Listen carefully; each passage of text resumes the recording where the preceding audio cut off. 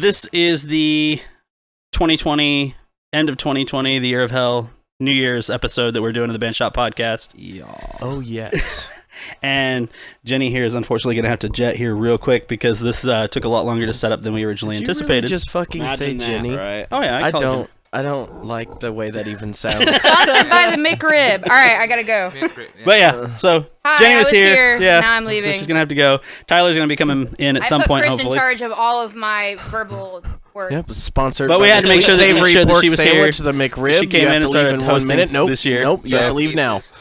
You should be pulling out of the driveway right now. Departure of the Janimal. And there she walks towards the Yep, door. yep. she's She leaving is right going to now. be listening to. She's checking for her keys. Probably making sure she has some everything in her really, phone. really She's walking fucking out the door. good. She may or may not have given us the finger on the way out. Fleetwood Mac Greatest Hits is got a definitely gun. going to be fucking playing in the car. She is back with a gun. That's not Fleetwood Mac.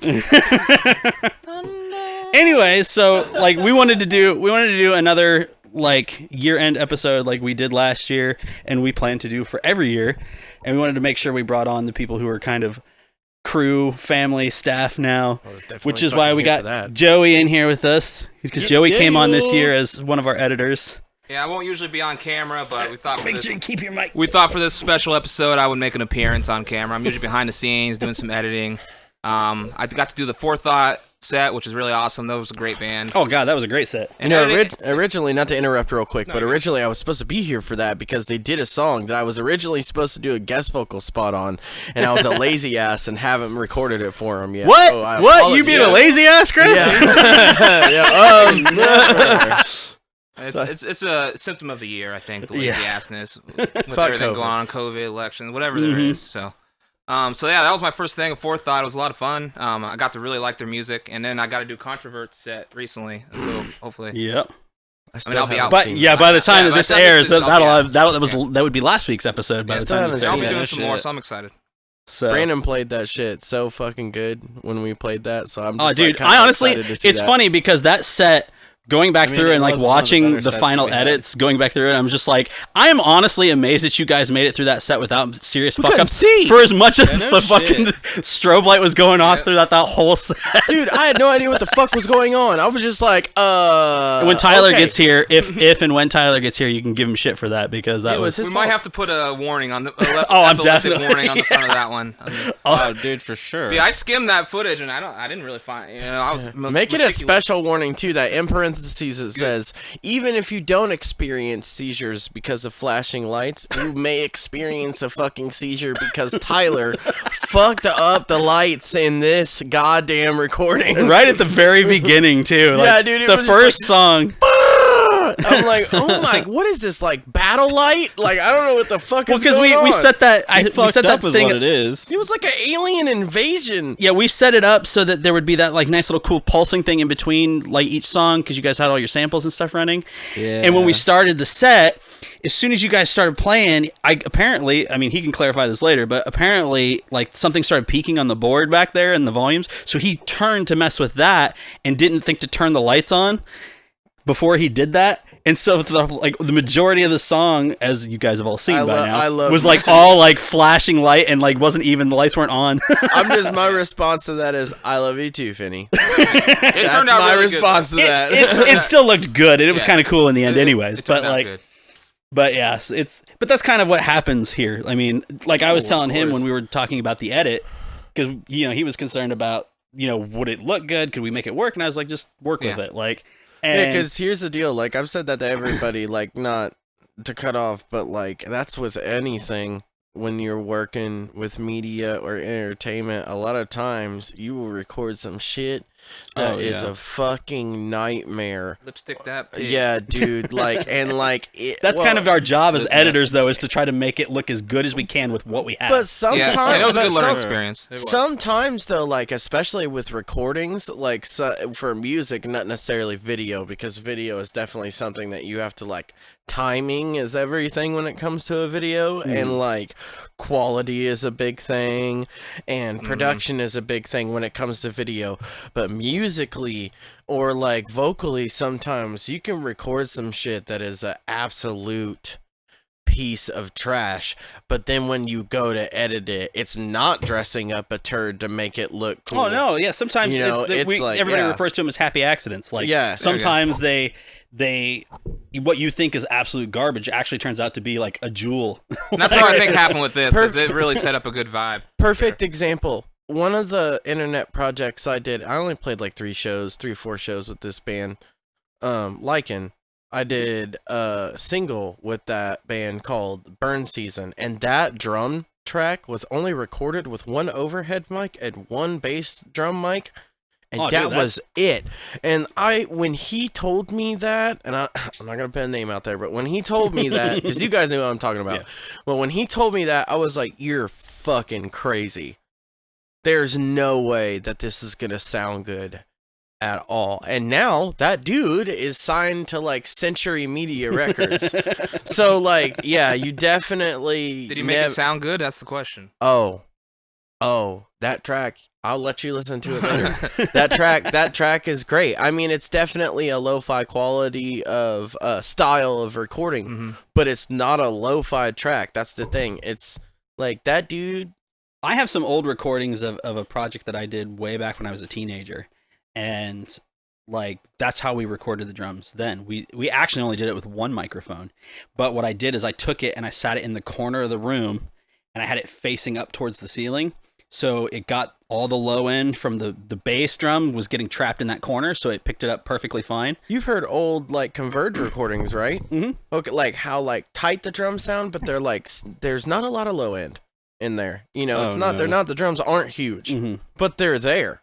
And like Trey, one time, you guys ever seen those like you know like the really old shitty Beta Shure like drum mics that like permanently are attached to the mic? Oh, yeah. Yeah, it's like a little tiny like bulb. Yeah. You know what I mean? It looks like a bean. Yeah.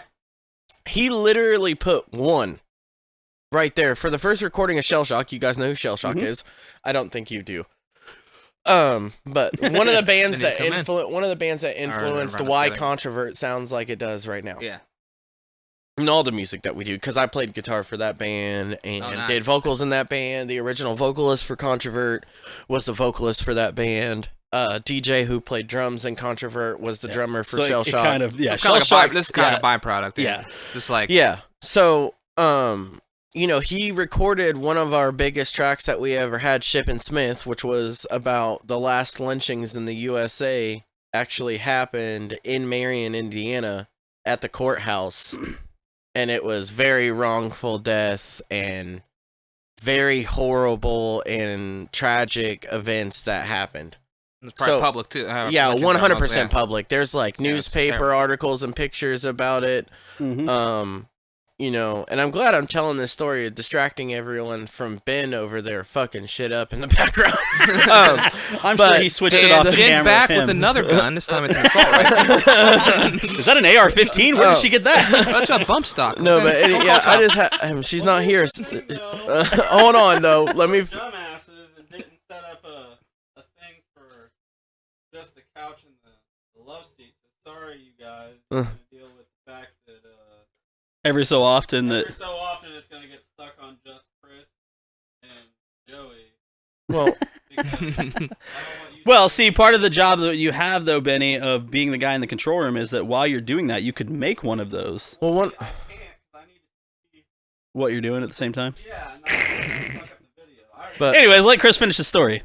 Well, yeah, all I was gonna say is that we recorded that in a garage of a house that I was living at in my past marriage. It was moldy, freezing outside.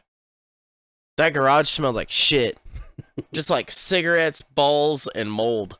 And like we literally like the school that we literally had like this.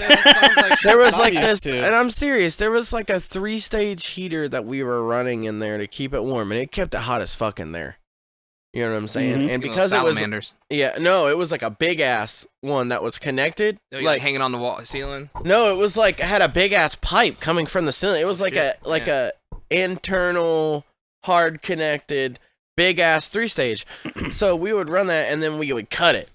And then when we would cut it, it would like click like You know what I'm saying? Like, because it was like an old ass Yeah. fucking iron heater.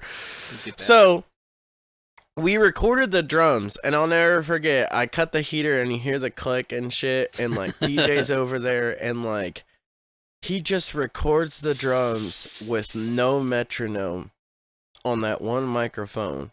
Jesus. And it fucking came out like a Converge recording. Like, it's not as badass as a fucking Kurt Blue Converge Was he using recording. Was he using that furnace as a click track? Or? No, it was just like it was That just would throw part you of off the maybe it was even. part of the memory, just hearing Yeah. that Yep. old heater click, and then hearing DJ Trey going, "All right, are you ready?" And then DJ's like, "Yeah," and he records it all the way through with no click and no guitar track going on at all. And then like I went and recorded through the headphones, and Tyler at the time was playing bass, so he recorded the bass through the headphones, and Hodson recorded the vocals on another microphone standing right fucking there. And we did that for a couple projects. Like I recorded vocals for Describer in the garage when I was in that band with Trey, the traditional hardcore band. I mean, it was a shitty traditional hardcore band, but it was dope at the time. And then there was just a lot of garage shit that we did that That's like that's now the thing. if That's like you- where we all came from, though. Like, Yeah, we but all, I mean- all of us. I mean, yeah, and even this, I mean, is basically a glorified It's garage beautiful. It's a setup. step up, I would say. But I mean, like, that's one of the cool things, and part of why, you know, we started doing this in the first place and everything is to kind of connect that and keep that vibe of like, this is still very DIY, like. Mhm. You know, it's still like very much like a garage stuff, but we do the best we can with what we have. And what's Absolutely. cool is like, you know, for as shitty as this year has been, like when I started actually seeing the completed versions of the sets that we had recorded and the actual episodes, I was like, I actually breathed a sigh of relief and was like, okay, this is going in the direction that we wanted it. Yeah, I can to. speak on that a little bit because when I saw the Brother Murray, that's the first big The thing I first saw episode from you this guys. year, I mean, you guys, I saw your stuff last season, but when I saw that, I was like, man, I want to be a part of that. Like when you had that shout out, I'm like, I need to be in there because that looked so professional, so great. And then from then on, all the sets. I mean, I've edited so far. I'm sure the ones that you have looked so. I mean, Oh, it's dude, just, it's compared to, amazing. I mean, and you can Oh, go it back looks and look at the professional, stuff from yeah, our it's first season. amazing, yeah. I'm Like, gonna there's say a that- huge difference between like I'm our gonna- first season and this season. Like, Oh, dude, for sure. Zach, don't take offense to this at all when I say this, because I promise you it's a compliment. And this is no offense to the Blends when I say this either. But when you watch the Blends episode oh, versus what we have versus now. now, Oh yeah. oh, dude, fuck. yeah. That it's Blends fucking- episode sounds like shit. Oh, and Like- it's partially because for at the sure. time, like what we were running with equipment wise was the most basic shitty stuff we had, and like because we hadn't gotten nicer cameras yet, we hadn't. I mean, I guess I had my DSLR at the time, so there was some nice handheld I think footage. it's wonderful. But like as far as like the mics and stuff, we were still using old shitty mics. Like we were, you know, it wasn't the greatest setup, but we did what we could with what we had. Well, I feel like when you And start, when you it was a start- learning experience. All of this has been a learning experience. Yeah, I was Every about to episode say. we do just makes us better Yeah, and we, better. And we just Well, gotta keep growing into next year. Even, Yeah, because so. I feel like when I you love start any channel or project or anything like that, whether it be a band or a YouTube channel or anything like that, it's all a fucking trial and error process. If I had $1 or a penny for every time me and Ben have traded out distortion pedals Oh, yeah. or heads or guitars or cables Bro. or pedals or Holy anything shit. like that. Dude, half the equipment here right now, well, I would say a quarter of the equipment here right now is a mixture of my shit, Tim's shit, which is Controvert's bass player, and Chris's shit. yeah. It's probably been collected over It's decades. funny because This is like, a the big old majority collection. of the equipment that's here like on a permanent basis is basically it's Eros' equipment, Controvert's equipment, and then like just some random shit that we Dude, still have there's left so much- over Yeah. from old bands and I mean, other yeah. projects and like We have this guy. Yeah, Which that's is been here Chris's, forever. And it's been here for like a year. That's like, you I want messed to know? around with it a couple of different times and I was like, eh. I've the used deal it a with that couple thing. times, I'm going but to tell you some shit with that thing. I'm going to tell you right now. I bought it because I never wanted to push the headroom on it like every other person does. And by the way, for everyone that's watching, Ben held, I don't know if you could see Ben. oh yeah, they can But see it. okay, yeah. So it's It was a the micro. little tiny micro terror orange. The thing is these micro amps came out, and this is going to be a little gear nerd section for this episode for everybody. As if you haven't noticed yet, like that is like our resident like tone whore. Like that's guys. That's the guy who's like obsessive So about I do, tone and sound. I do vocals. I do vocals in Controvert. That everybody knows that. But I am a very, very obsessive guitar player when it comes Not at to all. like the thing. No, I mean like there's a lot of people that I have said, Joey Kaufman, I apologize right now for anything that I have ever said to you that sounds like the most ignorant shit that has ever came out of someone's mouth when it comes to guitar tones and comments. I would also like to say something to Gray and the Demolition podcast about their group and the shit that I have posted in there that is ignorant as fuck. I was gonna say you posting ignorant shit. Oh, you make a guys fake don't even know. profile. You guys don't even know the half of it. I have posted some shit about HM2s that have made people probably want to punch the fucking computer screen. Like, if it's not an MIT or an MIJ, you're just fucking cheating. Like, I said that exact phrase, but that's just because I personally am a very obsessive person, but it's because I look at guitar different than most people, and I feel like working in a studio like here where I have a lot of room, and I definitely Lots of room. a lot of creative freedom too. To that's yeah. what I'm talking about when it comes to room. Like there's so many cool shit that we all have collectively. Like, well, it's like when we were talking about on the Controvert episode, which would be last week, and if you're watching this, but like, when you guys did all the recordings for the guitars for that EP, like, I remember coming in here and like looking at the setup, and you'd have one cab setup, and there'd be like 8 different mics on it, in different angles, different positions, different places. We had 3 mics on the cab, and then we had 2 room mics. Yeah, and it was like, but there So were we had times I'd come in and you guys were mics. experimenting with different things, and so you have different setups and whatever.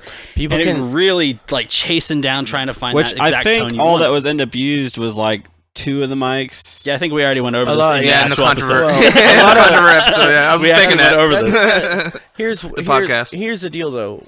One thing is, every producer is different. Oh yeah. Every video editor is different. And no, everything for everything is yeah, different. produce video. But I'm talking like when it comes to music production and who you end up working with to master your record or anything like that. And when we recorded the record, I have worked with to me there are 3 types of producers.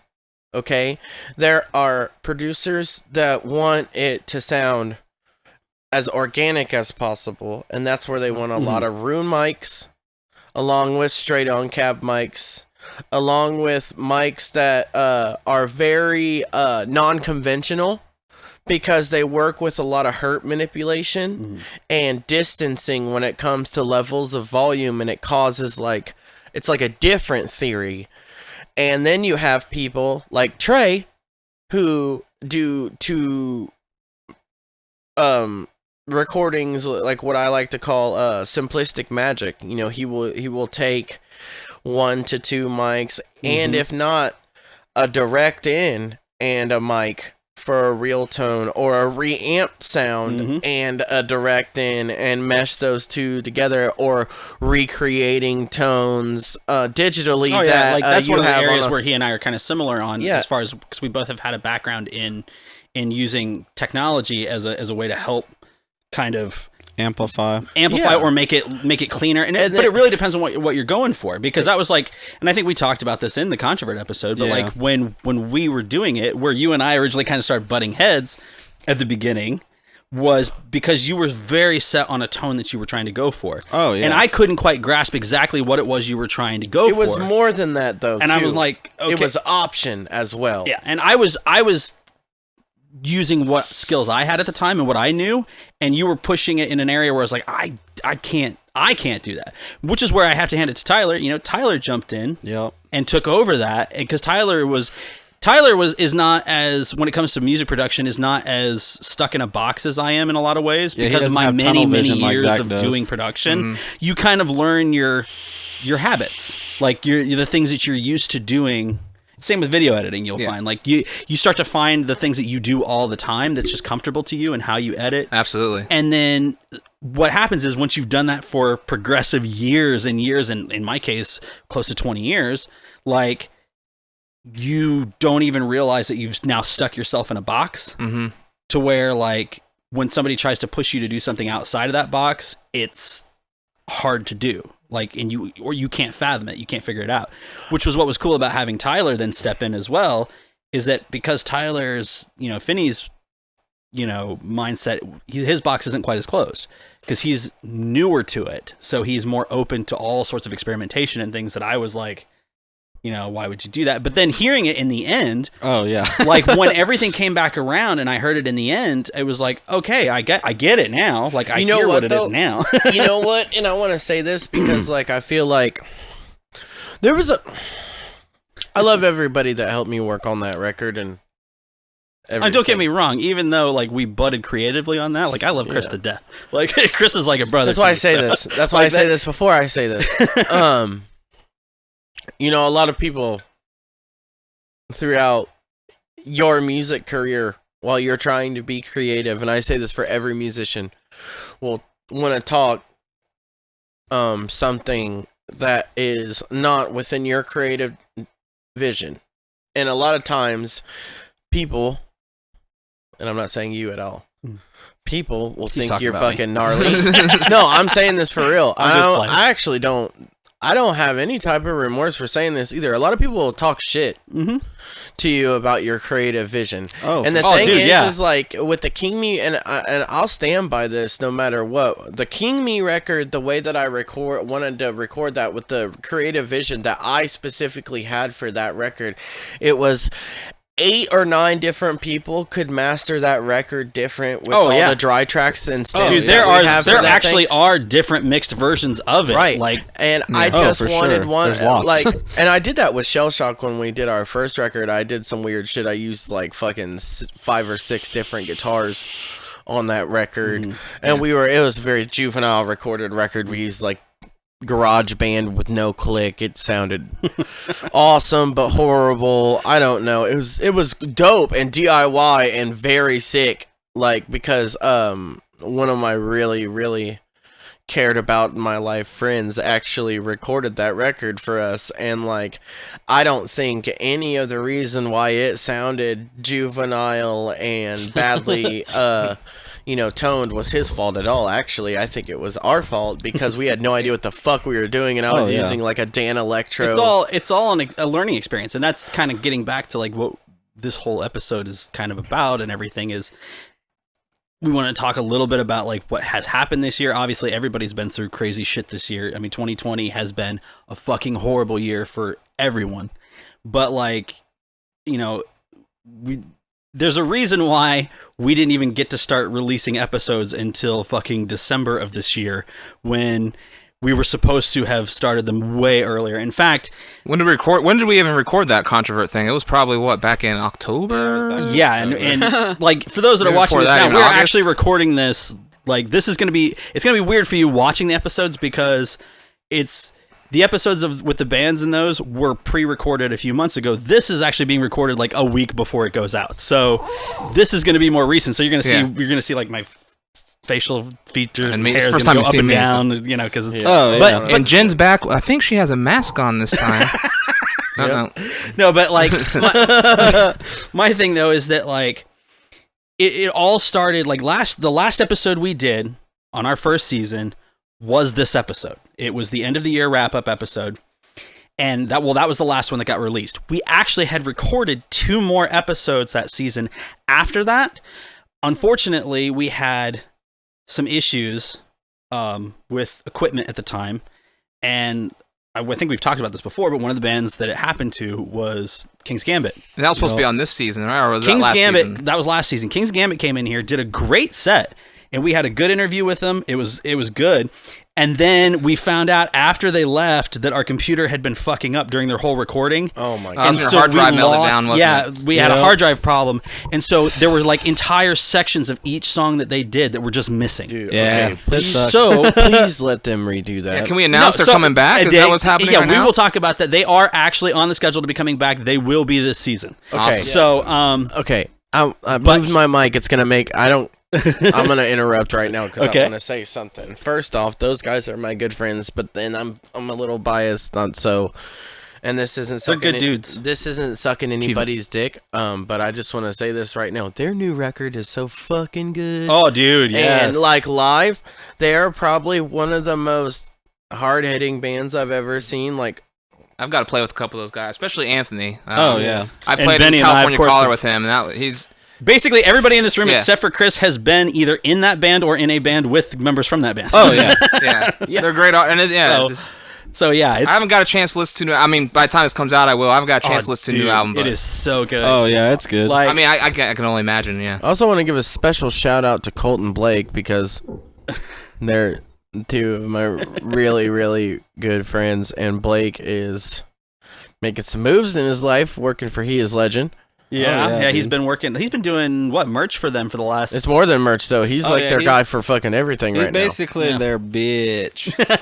Which is cool though, because Oh, like no, it's fucking he's been great. He's been like it's been fun to watch like when he goes out on tour with them and stuff. Like all the Oh, things yeah. that he'll post of like going out on tour with them, hanging out with them. Like he got up and played. What was it? He played with them that one show. Oh, I don't fucking remember. He got up. Was it last year when he went out on tour with them? And they had him come up and he actually played drums for him for one of the songs. I think it's because he's I also remember their Ghost drum Ghost tech. Ghost back in those days. What he was like 15 back then. All cool shit aside though, I just want to meet him one time through Blake so I can have a chance.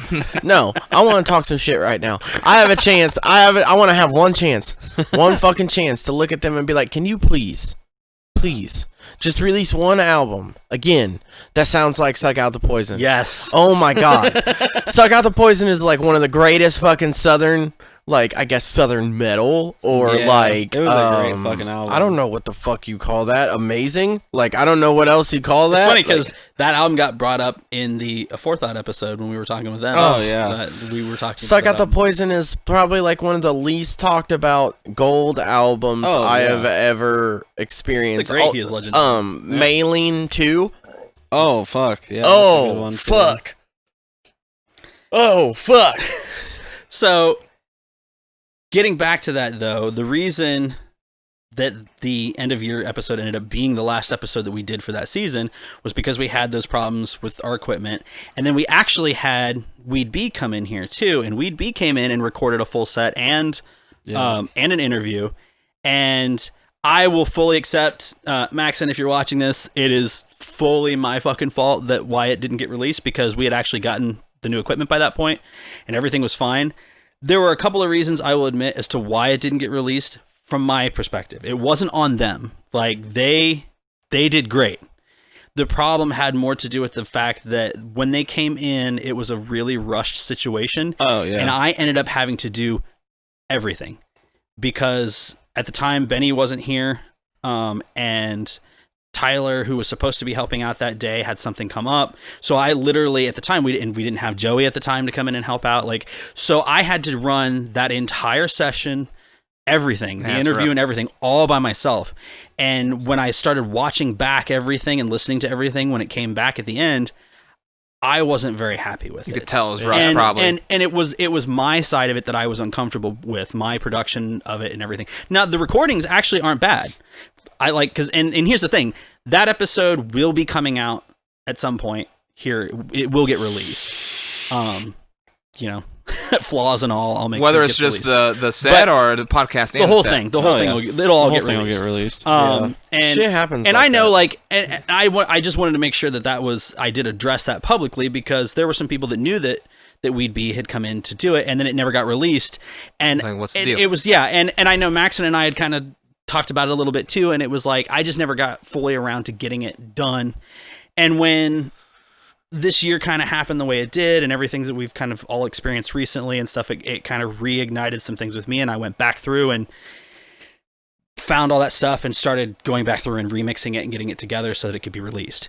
And but those were the last two episodes that were recorded, but they were never released. So the final episode that actually everybody heard and saw for the first season was the end of year podcast that we did this time, almost exactly this time last year. It was almost on the dot, the exact same time last year when we recorded that.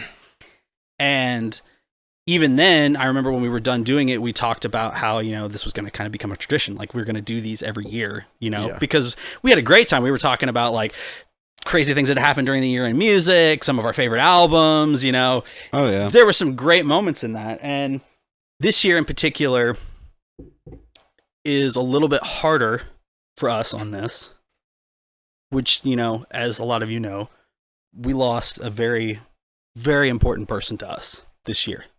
And the boy. He was here with us last year when we did this, and would have been here with us this year doing it as well. And unfortunately, he passed away a few weeks ago. And in fact, to be honest, like, we are recording this only a little over a week after finalizing all of that. Yeah. And so for me, having gone through that personally, and we all can kind of talk about it a little bit on our own, like our experiences. I mean, obviously with Joey, you came in a little later, so you hadn't really... Just the impact I never got to meet him, but the impact he's made on you guys. And, you knew through the scene. As well. But it was Pride like, Fest every year, for me, having that happened really kicked my ass back in gear for making sure that we got this stuff out, and we continued to do it. And that was why, you know, otherwise, to be honest, I probably would have waited until after the first of the year to start doing it again. And it was like, when that happened, it was like, no, I can't. Like, there's too many things that I'm just been, you know, one of the worst things that we do in life is we take our time for granted. Oh, yeah. And that was one of the things I was finding myself doing. And it was like, I can't do that. Like, this, I've wasted too much time already this year. There's been a lot of things this year that have kept all of this from happening that really hadn't, you know, some of it had to do with the pandemic. Yeah. You know, some of it had to do with personal things going on in our lives. You know, some of us had relationship things change, living situations change, all of that kind of stuff. And it fucked a lot of things up this year. Oh, yeah. So it kept delaying us being able to do this. Yeah. And so when we started back up, we started filming for this season back in August. And that was when Trey came in, and when we started it, we had probably, I'd say 7 or 8 bands booked at that. It's when he came in. Yeah. And then because of this pandemic thing and because of everything that's going on, like... Sorry, the furnace is clicking.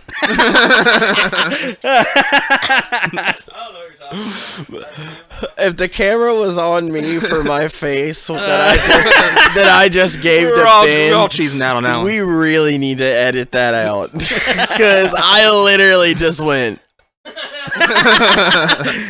No, but like, don't do that. So, I mean, to be fair, shh, just be quiet and be so Ben. Like, the furnace is fine. God, that fucking old ass furnace. Anyways, I'm gonna talk over Ben's clicking real quick. I think the greatest thing that I want to say something that's a high note that I got to, you know, after Bennett passed away, I had a lot of thought that went through my head. Mm-hmm. When I think about what it was like before me and Bennett bought that PA and started doing shows, and we didn't know who Trey was yet. We met Trey and found out that he was throwing shows at the floor. And that was like over in the Hartford City area. Okay. Like it was like weird in between Hartford City and Muncie and Montpelier. I can't remember where it was right now. I think it was Hartford City. And then he had started doing shows in Montpelier, and then me and Bennett got a hold of the PA, and we started doing shows at his house and my house. And like at that time, there was other people that started doing small shows at their house, and it was like this weird wave. And by the way, I just want to give credit to Fort Wayne right now. You know, Indy is always known for having the Hoosier Dome and shit like that.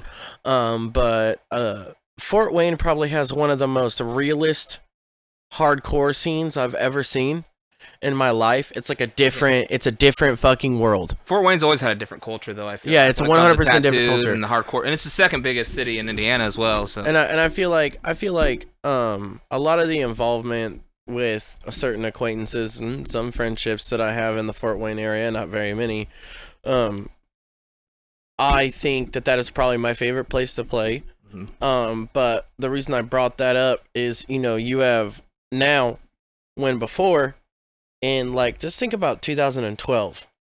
What the fuck were all of you doing in 2012? Do you remember all In of 2012, I had semi-retired from music. I wasn't even playing at that Yeah, we point. hit it hard and pretty I was hard gonna in say- 08 to 2010. We did Yeah. a lot of shows through there. We ended ACDN in 2011. Well, And well, as far But as Ben, you were in officially, it ended that in July of 2011. When did you start playing And in King's then- Gambit though? 2014. I took a hiatus. Okay, so for 2 me years. and Bennett bought the PA at the end. You definitely brought back the scene in a way. Me and Bennett this bought area. the PA at the end of 2013 or 2014. I can't really remember. I'm pretty sure it was 2013.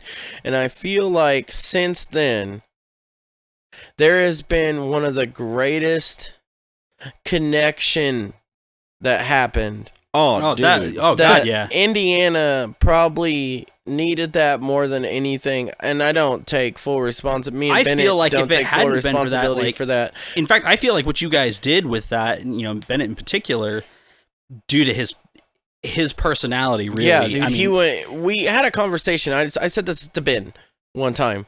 Ben, you'll remember this conversation. Like, we had this promise that we made to each other when we bought that PA and we started doing shows at like the house. We knew that a bunch of different venue people were like really fucking pretentious with like the way that they ran their venue, and they didn't really fuck with a lot of other people's shit. So like we You were run into that looking a lot, yeah, we were looking Oh, at yeah. it like if we were gonna start throwing shows at my place at the time and Bennett's place at the time, we really wanted to seriously fuck with a lot of other people's shit. So me, the least amount, and Bennett the most amount, would literally go to everyone's shows. And we would pick up bands like that. We would pick up friends like that. We would get connecting shows like that. We would have tour stops for people that needed it when they came through because of that. Yup. Right now in 2020 during the pandemic, I can probably name over 40 bands that I know of that are doing shit, when if you were to ask me that same question about 2014, I could probably name maybe 6. oh yeah, And I think that and this is in the middle of a fucking pandemic. yeah, and this Oh, is in yeah. the middle of a pandemic, and I just feel like I'm 30 years old. Youngin. And I started doing this show thing when I was 23, 24. Within that period of time, I have seen a scene create itself Oh yeah. that wasn't really there before for a while. I mean, like the early 2000s was like the end of it for all of us for a minute. Oh, Yeah, yeah. I mean, I feel like, and Joey can attest to this because Yeah. you were a part of it at the time. Like, I feel like here in this area in particular, we peaked in probably 09, 10. Yeah. Like, that yeah, was probably 2009 and 10 were And that was just us as high school monumental. kids renting out local AmVets, renting out the Lions Club, Yeah, because Knights besides of Columbus. And Yeah, I mean, it we was had a couple of little venues different. here and there. I mean, Yeah. like here in Lafayette, we had Downtown Records. It was definitely Skylight and things bands- like that, but traditional hardcore and beatdown hardcore in northern Indiana is always going to be timeless, especially because of bands like Blood In, Blood Out, and bands that you know of now like Purgatory and No Victory and shit like that. But I feel like especially like what you said, Fort Wayne has a completely separated different culture style than what our area is like. Oh, for sure. So like But that's what yeah, it was so definitely awesome. local then. It seems like a lot more broader than and it that's used to be. one of the things that I would have to give you and Bennett credit Yeah, for absolutely. what you guys did, and Bennett in particular. Like I said, due to his like. I mean, no offense, Chris, but you're an asshole sometimes. Like, so, I'm sorry. no, and I'm saying that in the most loving way. Like, it's honestly, like you guys were perfect for each other in that way. Like, you have a lot of Good experience cat, bad and technical know-how and can make things run in that sense.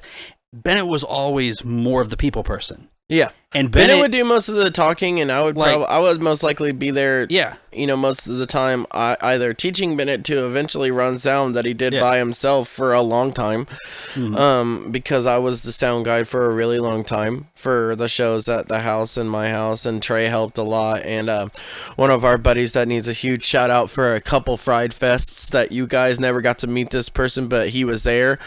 Justin Andrews. Excuse me, I might sneeze. He helped out a lot too.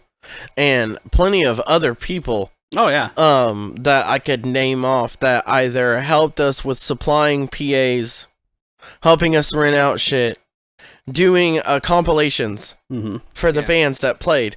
And I also want to say this, and I really hope some of the bands that this counts for, when I say this phrase, they get to see this. If you were in a band that ever felt like you didn't have a good time at Fried Fest because you didn't get the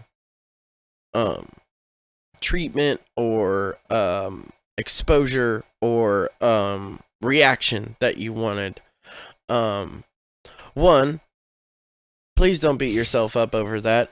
And two, I really want to say this for Bennett. You don't always know what's going to happen when you put yourself out there to play music. But all we ever wanted to do was give you guys that chance. Because a lot of times, people don't do that for you. Oh no! In fact, know, more so- often and than that- not, you that- won't. You'll that- get gatekeepers and not people that'll actually. Yeah, 100%. Like, So my question is, sorry, what is gonna happen looking forward with Fried Fest? Are you guys plan on continuing some it? of or? that. I mean, nothing Not set in officially stone, has yeah, been sorry. said. I'm the person that actually can answer this question. Absolutely. I mean, I was gonna say you and I, Chris if and I have anything, it talked should be about like a little bit, but Bennett- I don't Bennett's know how much. Fried all, Fest. I feel like all three of us have talked about I just this. didn't know how much we wanted to. I'm let sorry, out I didn't mean to now, ask the or- question, but This subject, because we're on the subject yeah. too. I can answer this question honestly. This subject has probably been talked about more than anything. Oh yeah, Um, in the last the definitely in the last couple specific weeks. Especially subject in honor of after him, yeah. after Bennett's passing, this specific subject has been talked about, but I unfortunately have to say this until me and Bennett's grandparents and mother have a conversation about what they want to do out of Absolutely. respect. Oh, exactly. Because You and I talked about it is that. their place and stuff. If they want to keep the Fried Fest happening there or not, because I will be starting shows since Bennett is gone and other places. I've been looking for places and stuff like that for in the future, and a lot of people say that, but like that's something that really has to happen. Hopefully, and I don't want this to sound selfish, but hopefully me and Kim can come together and continue shows at the house. I know that me and her talked about it, and she wanted And she even talked with me about it a it to little bit, too. continue. Yeah. That's what he as would want, I'm well. sure, So too, just like, hearing I about it, have yeah. high hopes that Fried Fest will continue, but I can't answer yes or no. I would say this. I would say that Fried Fest will happen in one form or another this summer. Whether it's exactly in the same place, the same setup, details are still being worked out. I But can tell you one thing. we are going to do something. If for no other reason, then we have to honor him. We have to. Do I can a tell you one thing. backup. When the world turns back on, if you guys don't think that I am gonna throw the biggest fucking funeral show for my boy, Oh fuck yeah! Oh, dude, yeah. you Fuck guys yeah. are crazy. Like, you guys are crazy. yeah, like- I am literally gonna. I will force some of my old bands to get back together Fuck yeah. to play that fucking show. I mean, literally, that dude. This is rough to talk about, but I never really felt cool when I was playing music in the beginning. I always felt like I was a B. I still to this day feel like I am a B-rate musician a lot of the times. We are our worst critics, but Bennett was that person that always made me feel like I was fucking cool, and he always pushed me to do the shit because he thought kids were gonna fucking love it. And a lot of times he was fucking right. And a lot of times where I had shit that I really wanted to get exposed to people and no one was really fucking with me at the time, Bennett opened up his house and his family opened up their house to deal with my bullshit music that I wanted to play. So Well, I had a conversation with someone at after the services that day, and Furnace. I was gonna say that's not mine. no, it's mine. I forgot to silence it like an asshole. See, I was telling you earlier. No, I'm just kidding. No, I was talking about this with somebody right after the services about how, like, for me personally, the thing that I give Bennett the most credit for in me was that it was because of him that it reignited the passion in me to do all of this again. 100%. Because I will be fully honest, up until that point, I was pretty much done with all of it. I mean, obviously I was still doing music on my own, making recordings at home, releasing stuff like that. But I was so burnt out on a lot of things up to that point. When we did what was supposed to be a one-off show for the Not Your Father's Festival back in 2018, Bennett was there, and Bennett was the one who reached out and said, "Hey, come and do Frankfest." Zach, now you have music videos and a full. I know, and that's what I'm saying. Singles, and Ben plays guitar. And what I'm saying is, band. All of this, though, my point in that is exactly all of that is because of Bennett. Yeah. Because he laid the foundation. Loved what we did and asked us to come and play Frankfest.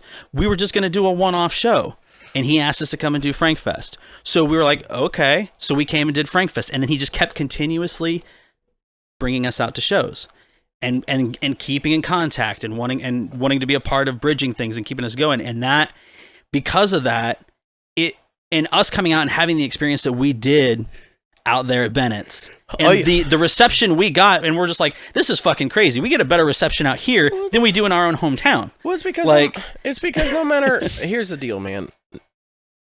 I'm gonna humble me and Bennett the idea of throwing shows for us for a second. Everybody said a lot of shit that was really loving and stuff about the shows that we threw. But I want to say this to you guys out there that played shows for us. When I was for all the people that were at the service for the funeral, and I know that you weren't there, but I'm going to say this, I said, everyone that's here that played music at Bennett's house, raise your hand. And like 75% of the room, raise your hand. I was a little too emotional to say this part, so I'm going to say it now. Mm-hmm. For all the people that had your hands up, that was who we looked up to, was you guys. That's why the shows happened. That's why we bought the PA. That's why we brought you guys out there. That's why Bennett fluidly came to shows and supported you guys over the amount of effort that I put into the situation tenfold. Like, literally, that dude was the music scene. Mm-hmm. But that dude had faith and hope for all of you guys. And I feel like that is the biggest thing that I want people to remember. Well, and that's why I said earlier what I did, as far as like, that's what kicked this off and kicked my ass into gear about making sure that I knew we were coming to the last month of the year, and I'm like, God damn it, I'm going to get these out, at least a few of them, before the end of the year, because I want to make sure that these are out before the end of the year. And I was like, and it was because of going through that situation, going through, being there for the service and everything, like, and seeing that community, the amount of people that showed up. And you and I talked about this before. We know for a fact that there were way more people that wanted to be there that weren't there. But even with that, the amount of people that did show up was amazing. And we're talking people from we had people coming from across the country during a pandemic. Yeah. During a pandemic to come to this. There's some shout out I want to say about that too. Because of years put into music that they have put in, and also the other half of this band not being classic musicians yet, but reaching to the level of that quickly, because me and Bennett brought them around when one of them literally still had braces. So for some people that have seen, a band called Rebuke has released an album, a little EP.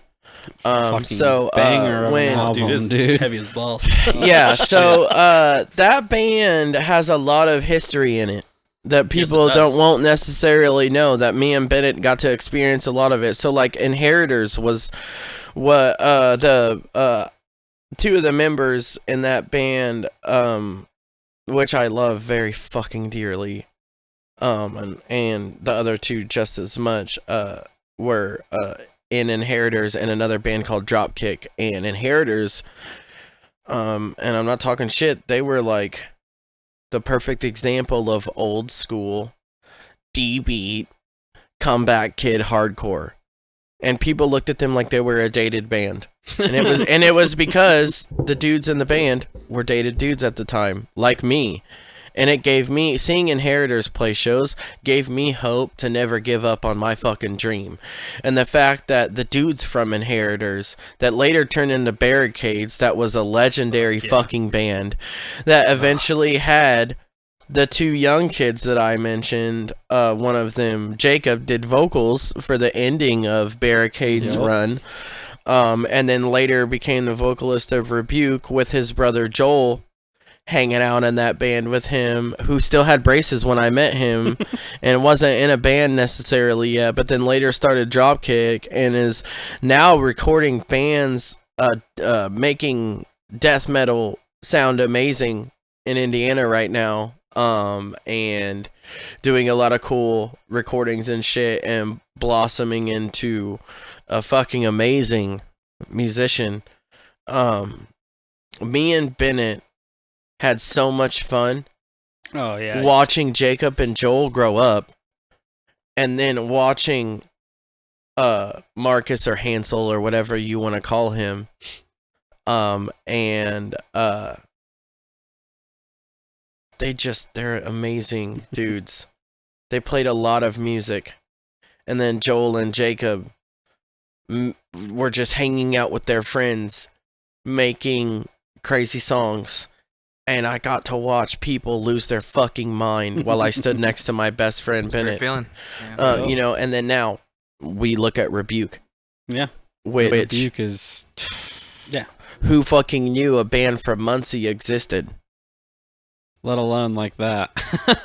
Let alone like like I was that. even saying though, like from my personal experience, like with Bennett in that scene, like you want to talk about somebody who felt like they were kind of washed up in a part of a bygone era, you know, like I said, you know, the heyday that like I was in, that, you know, Joey was a part of as well for a little while. Not saying that you're an old wash up fuck like me, but you know. Yeah, like, just brought me back into the mix. So. But this like whole podcast, it's been a while. You know, like I said, I mean, basically for me, I had peaked in, you know, the late aughts before it became, basically by 2010, that was like the absolute end of it, basically. I fucking hate it when you say that. But my point, that was before the why? No, I'm just saying as far as he peaked because he still got no, but I'm coming back around to that. That's my point. Is that because I felt that way, and then like due to choices that I had made in my life, and you know, we have families, some of us get married, maybe, you know, end up getting into situations maybe that aren't the greatest, but then you start thinking, oh, I should change and become a more normal person and, you know, live the normal life. And I basically did that. I abandoned it for a while, partially because I was soured due to some bad experiences. So I tried to get away from it and just focus on life. And I was miserable. I hated it. So I still did stuff musically for myself, but I was still so jaded and upset about everything that I had experienced when kind of our scene collapsed. And it happened pretty quick. I mean, our scene basically imploded within a year. Well, I mean, when two graduated high school, when two and then three of the big hitters that literally set up every single show within a 45-mile radius stopped. Yeah, and everything else falls apart. And a lot of them stopped because 2 or 3 or 4 of major the venues that closed. would do that all closed or stopped doing shows with bands like us. Are we talking about those? They're 2010 days. Yeah, exactly. Yeah. So it's so because of that though, that kind of set the ball in motion really quick for our whole scene to collapse. And because of that, I was kind of soured by the whole situation. Oh yeah. But, and I so basically though, fast forward through that about 4 years or so, and I started doing things with you know Tyler and I started doing Eros. As a studio project. It was never meant to be like a live band. It was just a studio thing. We would send files back and forth to each other over the internet and write each other's stuff and put things together and release. He was supposed to be playing drums originally. No, yeah. Tyler was supposed to be the drummer. It was going to be a 2-piece. It was going to be 68 style. I still have footage of that. Isn't it fucking crazy how that shit happens though? No, I'm serious. I want to say this because the peak word. That's why I said I hated it when you said that. Like, and I know you're coming around, and you're gonna say something that's related to what I'm about to say. I want to say this. I want to say this though for myself. Seriously, you know, we all have that moment where we were young and we felt like we peaked, but really, did we know what the fuck we were doing? No. Oh no, God, Right. no. That's So what's then made it you, better, so honestly. wait, why does it? we weren't serious. Yeah, this is why I'm saying this. It's a weird thought process that us as humans have, especially as musicians, because we're younger. Like, we're literally like, We're just having oh fun. man, we're not gonna make it now because we're too old. Yeah. But then now that we're too old, quote unquote, we know what the fuck we're doing more. Yep. And then like we put music out that actually makes sense and like it you know, put shit out there. But why do we feel like we already surpassed our peak? It's because we haven't. There is no such thing as a peak. It just matters on when you make yourself relevant. My You know point what of I'm the saying? peak Enough I or was whatever. talking about, the peak I was making reference to had more to do with the scene, not necessarily my specific Yeah, it's peak. like- It was the peak of our scene here when things were the most, like when there were tons of bands and shows going on Can all I- the time. Can I talk on that a little bit? 'Cause, Yeah.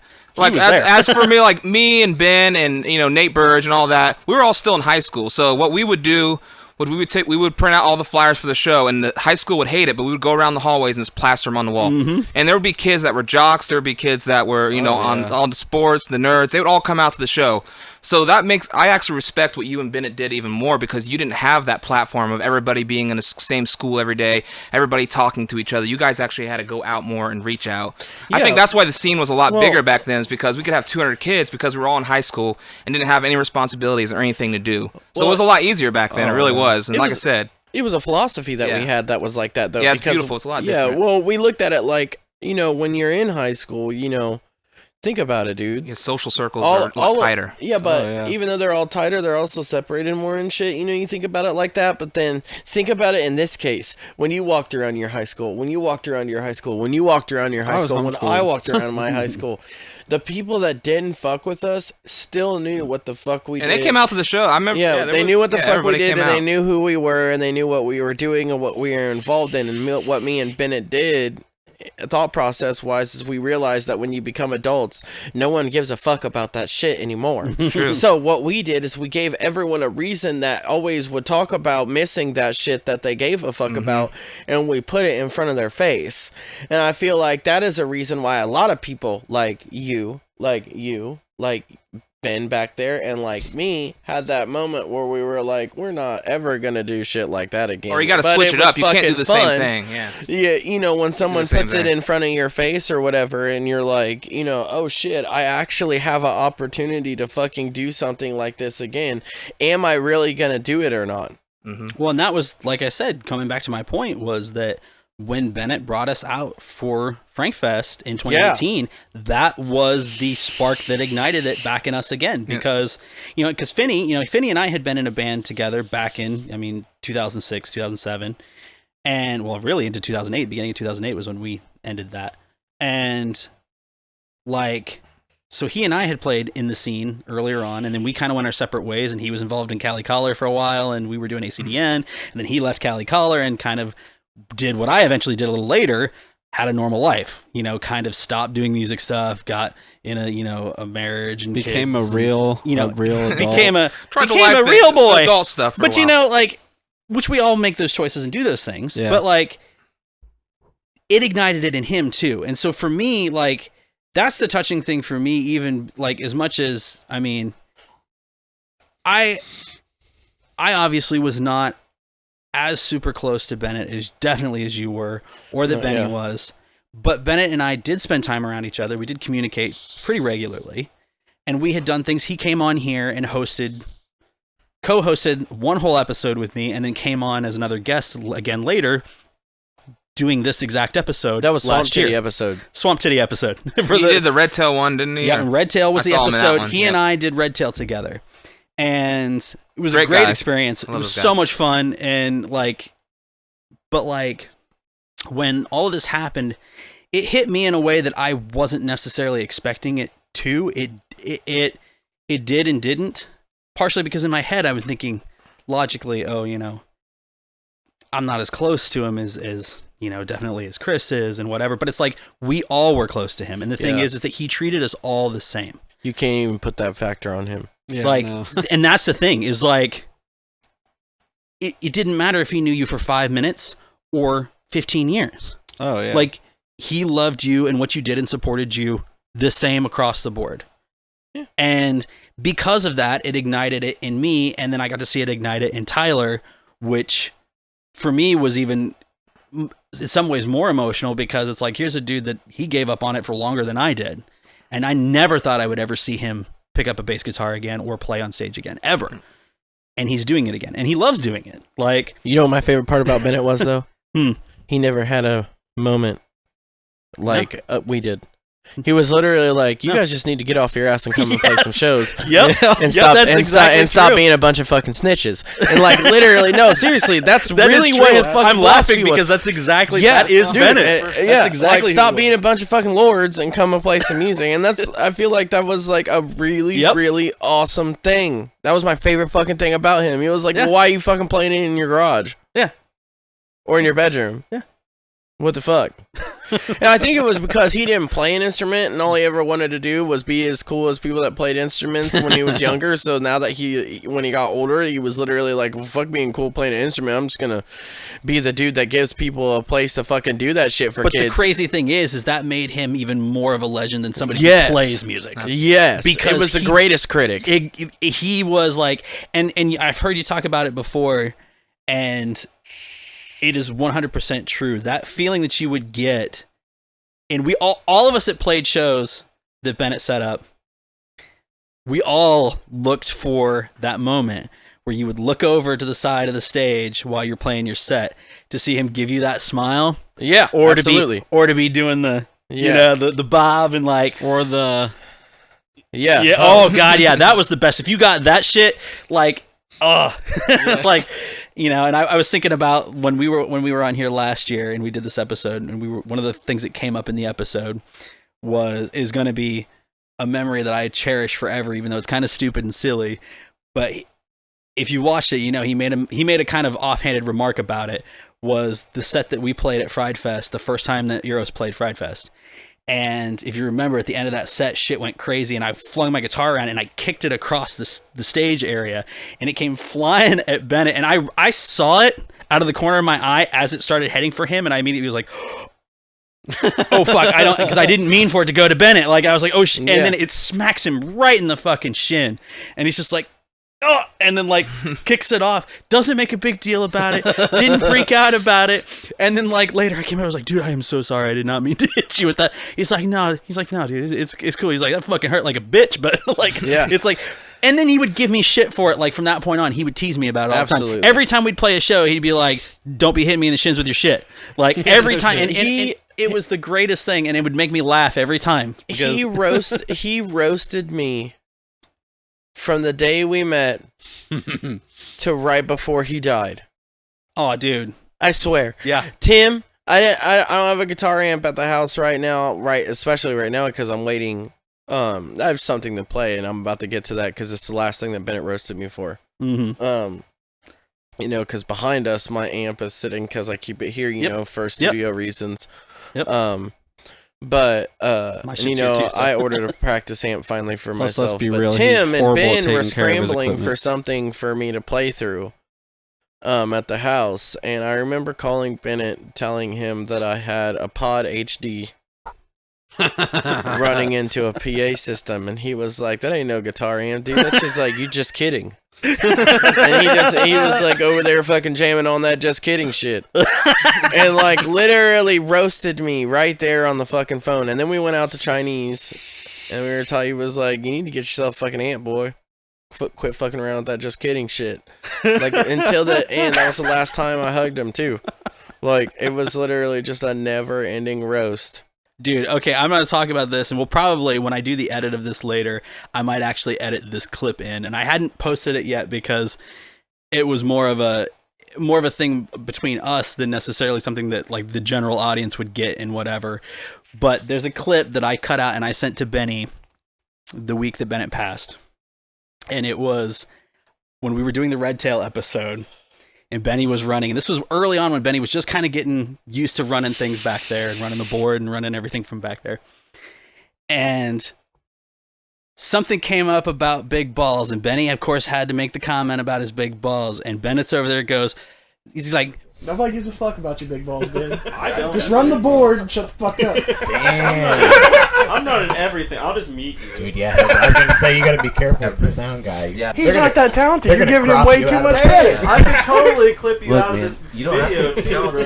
bro. If you Watch got me do $100 it. in an instant. You have to see this. Like, it was like that. Seeing him like clowning like that and roasting Benny gave me so much joy in a sense that it was like because you could even see it in his face. Like, we all loved each other to death. Like, it was coming from this place of him just ribbing Benny to no end on it, and I thought it was the funniest thing. And I'll probably cut it in so you guys can actually see the clip. There's a band I'm not gonna name. This is my favorite roast that ever happened. It was at Fried Fest, and there's this band that was playing. And the vocalist, I'm not saying it. He's an asshole, but he's not a scumbag. Yeah, no, I'm an asshole, but I'm not a scumbag. Because What's it rhyme with? Oh wait, Jin's over there with the gun. Never mind. I could do something that it rhymes with, but it would. I was thinking about it. I was gonna do like the Schmishmorschman thing. You know what I'm talking about? I think you speak German. But anyways, no. Okay, so this band plays, and it's like late, and the whole entire time, Scrambler. I don't know if you guys know who that is. Cody Yeah. Justice. Mm-hmm. And Bennett's other best friend, one of Bennett's many other best friends from the area. We all grew up together. Mm-hmm. So we're sitting there, and I don't give a fuck what anybody says because you can't even drug test me for this. I was tripping balls. It's all right. You said this kind of stuff. I think on the Yeah. episode. Oh, I was knee deep in an acid trip. Actually, is this the story? I think no. This is the different story. But you told a story last year when we did this about Bennett fucking with you. Yes, but no. This isn't a story about Bennett Same fucking day, with me. different This story. is a story about Bennett because he's my fucking. He was my soldier from day one, dude.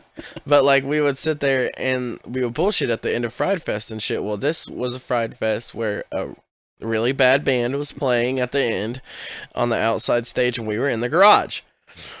And Cody was watching the band from the door, and he just looks at Bennett, and he goes, "I don't know what the fuck happened to that boy's hair." And apparently, right then, Bennett had looked outside and saw that this dude was balding. And he had like this comb over and then devil lock thing going on where it was like bald all right here, but and you could see through his hair. And then like for I don't know, 2.5 hours, people were just like, "Fuck happened to that boy's hair?" Fucking where is that boy's hair? Like, and it was just Bennett for hours. Fucking hairless lord. Don't nobody know what the fuck happened to that boy's hair? Somebody give that boy his hair back. It was just for hours. Then they and for some people that were there at this Fried Fest, this might give it away. They covered a popular band at that specific time song, and then other friends of ours started calling the exact members of that band while in the process of them covering the song. And one of the dudes, so I'm gonna say this right now, I'll name drop this one. Joey Kaufman was on the phone with somebody. I don't know who. I know who it was, but I'm not gonna say it. I'm not gonna say it. And he goes, "I just got moshed on by the 45-year-old guy covering schmucked floose." And then another guy that I'm not gonna mention his name was also on the phone. Like, they're covering schmucked floose. Why? I can't. That's illegal. You can't do that. And there was so many people just freaking the fuck out. And then Bennett just started in with fucking bald covering flocked loose. I can't even say the real band name because I don't want to get in trouble, but y'all know what I'm talking about. Oh, dude, it was no, and I was tripping balls. So like, I laughed so hard in that moment that like the muscles in my face felt dude, like he they was were gonna good at doing fall that out. to us though. And then Like- and then one time they went. I wasn't there for this, but this is a really good story. They went and Bennett went with Hypewriter to play. And Bennett was chilling with High Predator and Kyle Lewis, who is the third type of producer that I didn't get to mention, which is someone that mainly only does directing. Yeah, and it's all high process recording. Yeah, it's all like very high, like right. Yeah, so Kyle Lewis clean, is like Kyle Lewis is an amazing, super clean stuff. He's an amazing producer. Oh yeah, I've his worked shit's with him tight many times. And I got some fried stories about that motherfucker that we can't talk about on this. But Kyle was taking a piss, and Bennett was apparently like in the van or the car or the truck or something like that. And Kyle turns around after taking a piss, and Bennett just looks at Kyle and rolls up the window as he looks at him and calls him a snitch. So it like literally went snitch. It's one of my favorite fucking Bennett stories. Oh my god. The best thing, like, that was, if you got clowned on by Bennett, like, it You was were like his a badge friend. of honor. Oh, like, dude, yes. if he clowned on you, Except for especially if he the- clowned on you hard, like, Except for the dude friendship that was didn't. solid. Except for the dude that didn't know where his hair went. That That wasn't a badge of honor. He literally got his ass ripped and didn't even. And It was the his worst cousin. part about it, and I'm still not gonna mention any details or names, but that band that we're not gonna mention the name of, no matter how much you ask. Unless there's no camera, I will figure it I out. will mention it off Maybe off camera, camera later. but that was their last show. Because they got ripped. I don't know if it was because they got ripped so hard at that show or what happened, but The guy had like hair plug surgery. they played that Fried Fest and they fucking broke the fuck up. Them boys were done. The boy with no hair was no more. The hairless wonder was done. And me and Bennett ripped on that dude until he died. You know how many times we'd be sitting there at other Fried Fest that the dudes, by the way, I just want to say this too, just out of respect, the dudes that were some of the dudes that were in the band that shall not be named moved on to be some of the greatest guitarists / hip hop artists or other musicians that I've ever seen. Everybody's got some shitty shit once in their life, and that just happened to be their shitty shit. Now they don't do anything that's shitty shit. I can't fucking talk shit about anything that any of the dudes that were in that band do, except for the boy with no hair, because I don't know what the fuck he's doing right now. But, I hope he's doing something good, like growing some hair. I'm gonna say balding more. This got Bosley. So like we would literally sit there. As Joey's like, we would literally, but at least you shave it bald. At least you didn't have no fucking comb over McSqueeb going on. I can get the peninsula going. That's about it. Over there looking like fucking Tony Hawk's grandpa. Jesus. Yeah, no, I ain't fucking around, boy. That's literally some shit he would say too. Over there looking like fucking Tony Hawk's grandpa. Over there looking like fucking Steve Cablero's fucking great grandfather. That's literally what that dude looked like. But I want to say this: the best part about us doing that shit is the fact that we will forever, all of us will have timeless memories about us sitting there bullshitting with Bennett. Oh God, yes. Like, so many good memories of shit like that. Like, And just you guys saying this, like I said, I never met the guy, but just like I feel like I know him, even though I've never met him. Just these stories. the thing that's amazing to me that shocked me, and it really shouldn't have shocked me, but it did, was when I saw the especially the online response when it came out. Blew me away. I mean, I was seeing people from that I didn't even realize knew Bennett posting stuff about Bennett, and I was like, well, like I didn't even realize you knew him, and it was like he knew everyone. Perfect example, Like Becca from False Accusations. James. Yeah, James, that dude. They lived in West Virginia. Now he lives home, but they were a West Virginia band. But that dude is fam. Yeah. And it's like, you have no idea how far that dude's love really reached. Yeah. Until he passed away. And you got to see that shit.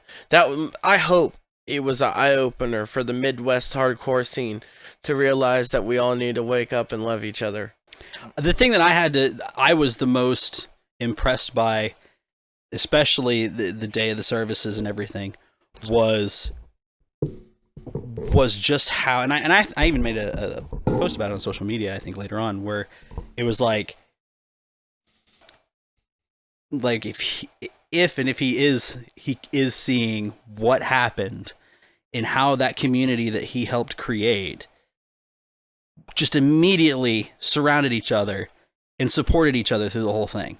Even people that weren't necessarily super close with each other, we were all feeling the same thing. And everybody was reaching out to everybody and was talking with it about it. And I was like, that's Bennett right there. That right there is Bennett. I believe that he sees it because I feel like, he used to call me the edgelord because I would always do shit that was edgy. Well, he was like the friend. He was like the friend lord. Pretty sure. Oh God, yeah. Do. He is the friend lord. Yes, 100%. Like I think Benny and I talked about this too, where it was like I can't. Now you probably have experiences with it, but like I can't think of a single time that I was ever around him, ever in all the times I was around him.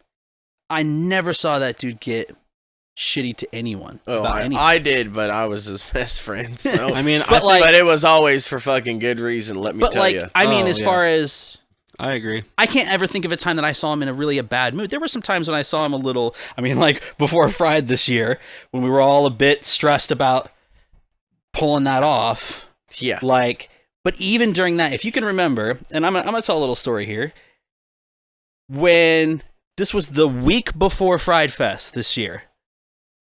Suddenly, because of all the COVID restrictions and things were starting to tighten down again, and there were a lot of bands that started jumping ship.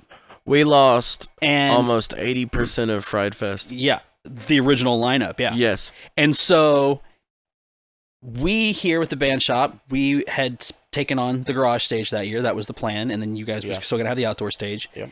And it was coming to the week before, and everything was starting to go crazy, and bands were jumping ship, and it was starting to go nuts, and things were kind of getting shuffled around last minute, and I started panicking even, and I called you and Bennett on a video call, and I was like, what the fuck are we doing? Like, right, no, yeah. Because, and it was not a matter, it wasn't, I wasn't like pissed, but it was a matter of, we're coming down to the line, are we doing this or are we not doing this? Because it's coming down to like, I need to know because, we've got money tied in this. We've got to be able to get all of our equipment there. We got to. That was the one time. This year was the one time I failed Bennett. But here, get this. I'm saying like with like not believing in that it could possibly happen. Oh, yeah. When I saw the outcome, like I know that it wasn't a lot of people like what we're used to. But I'm coming to that. The thing is that if you remember on that call, you and I were more stressed about it than he was. That whole time in that conversation, it was probably a good half hour, 45-minute conversation we had on a video call. You and I were more stressed about trying to figure out how to make it work. And he was just like, that typical Bennett fashion. Just like, come on, boys, we got this. Don't worry about it. We'll figure out how to make it work. And I feel like it was because we had lost sight of the fact that how much belief he had in the music. Oh, for sure.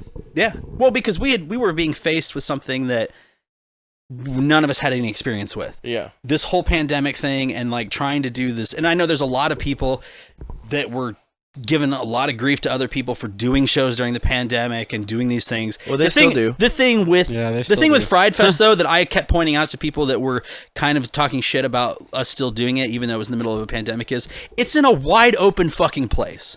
You could not have more social distancing than what we had. Yeah. Like people weren't close to each other like that. A lot of people watched it from their cars. Yeah, and there were people exactly. So it was not a situation. It's not like we were doing it in an arena or a venue. Like it was out in the open. Yeah. It was, and we took all that stuff into consideration. And in that phone call, we kept going. Okay, well, should we make masks mandatory? Should we absolutely do this or that? And it was just all this stuff we were talking about at the time, and we came up with the best solution we could at the time. And we made it work. But it was partially because of the fact that Bennett kept his cool the whole time. Him keeping his cool the whole time and keeping us on track, like, is part of what made it happen. But yet again, that is Bennett. Like, that's who he was. He was the calming force. Like, behind everything. Yeah. Sorry, I'm going to interrupt real quick and just say, Ben, did you see that? Yeah, it was Jess. Oh, okay. I thought that was a ghost. No, it was Jess. And I guess we can kind of transition over to like how important I think the band shop is for a year like this. Being able to do these live sessions for these bands when they can't go out and play gigs, and so their fans can see them and things like that. That's one reason I also wanted to be on something like this. When we started doing this, that was always the goal, was to try to, be a place for all of our friends that were still in bands to come and have a platform to do something. Mm-hmm. And it's just kind of kept growing. And, like we said in our wrap-up episode last year, one of the biggest things that we realized in that first season was that we bit off far more than we could chew, with just the two of us when we're doing this. We had this idea and this ambition for what we wanted to do with it, and didn't really realize just how much work was going to go into that. Absolutely. And, it took over our lives for a while. And that's why when it came around to doing this season, we were far more like bringing other people in, people who wanted to be a part of it and wanted to help out. It was like, yes, please. Because we're not going to make the same mistake we did last year and just burn ourselves out from just taking on way more than we could handle with just two people. And, which is why I'm so happy that you came in, that whole situation, the timing of that couldn't have worked out any more perfect. Absolutely. I think you had, I don't remember, did you reach out to me first? It was something in the conversation. Yeah, you had put a post on Facebook saying you were looking for a video editor. I'm like, hey, I've been working with editing a little bit on personal videos, got a GoPro, and I would love to have more experience. And part of the problem that we run into on. with this is, we talked before, this is all volunteer. Everything that we do, we're all volunteering to do this. It's including the bands, Yeah, the bands, all this, the production, everything, it's all being paid for out of our own pockets and being taken care of on our time. We don't charge people for stuff, unless they hire us specifically to do something. But it's a mutual payoff for both. Exactly. Both parties. But because of that, it puts a lot of stress on. There's no incentive, so it takes more ambition, kind of thing. Yeah, and you really have to keep pushing, and we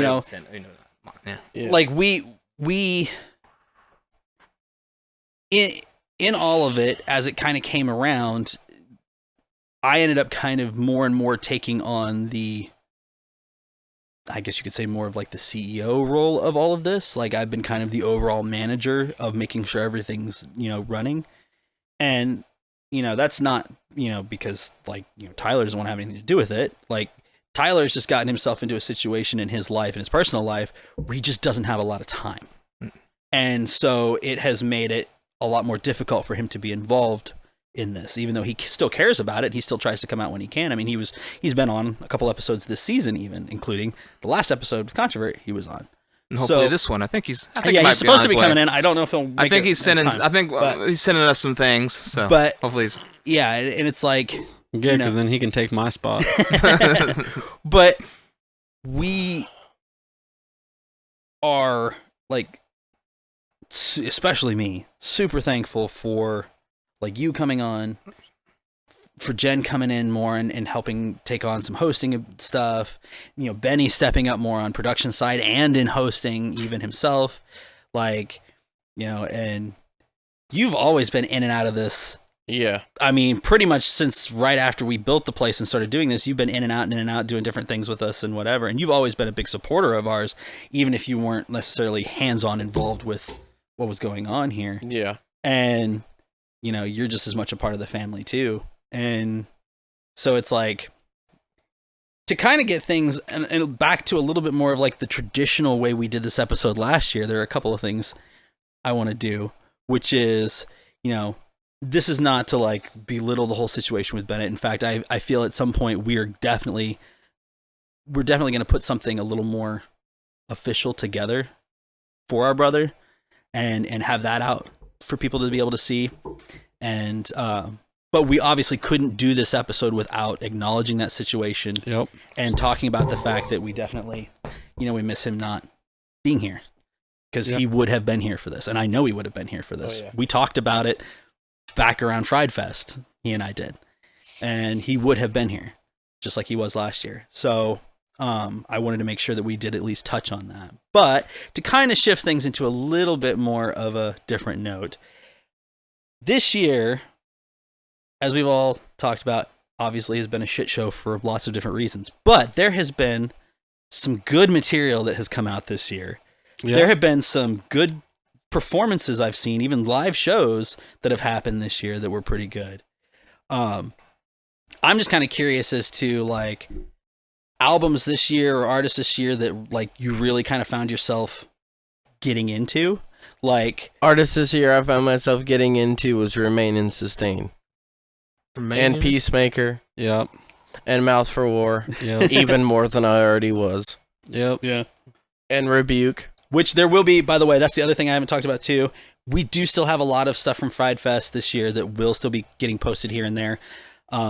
Videos of stuff. We've got a couple that are up currently, but there will be more stuff, including stuff from Mouth for War and Peacemaker and all of those guys as well. There will be some stuff being posted of that too. So. Death metal shit that has came out. Frozen Soul and Malignant Altar are amazing bands that have came through during this time, for me at least. And what has been like an album that came out this year that like has been kind of your go-to album that you like find yourself completely from this year? Like yeah, that you just keep going back to a lot. Like that's something that came out this year that you just keep going back to. Oh shoot! It has to come out this year. Well, yeah, because we're doing I've been the year listening to some old albums. I'll tell you that. Oh, dude, I'm the same. That's why he's giving that same face because we all kind of listen to older stuff too. So it's like trying to think of an album. I can speak on mine a little bit. Okay. My favorite band, one of my favorite bands, my son's actually named after him, is Dance Gavin Dance, and I mean, I don't know how you feel about it. Oh, I love Dance Gavin Dance. Are you a fan of Dance Gavin Dance, No Chris? comment. Okay, that's fine. That's fine. I'm more of a post-hardcore kind of guy a little bit. They came out with a new album this year, Afterburner. Afterburner was actually pretty good. I really like it. Tillian, me and Ben were talking about it a little earlier. I like Tillian as a screamer or singer. Sorry, I think it's his 5th album with Dance Gavin Dance, something like that. 4th or 5th. So he's actually been the longest vocalist they've had. But their new album Afterburner is really great. I was kind of upset because last Christmas I got tickets to see the Afterburner release show, and of course it got canceled. But they ended up doing Fucking cool. Yeah, they ended up doing it online, so that was really nice. So I got to watch a live stream. And actually yesterday they recorded a live Tree Session 2, which is basically their live set. They recorded that yesterday, so I'm excited for that. Another big band that I got into this year, which isn't metal or hardcore at all, is I don't know if you guys are familiar with Humphreys McGee. I know who that is. You know who they are.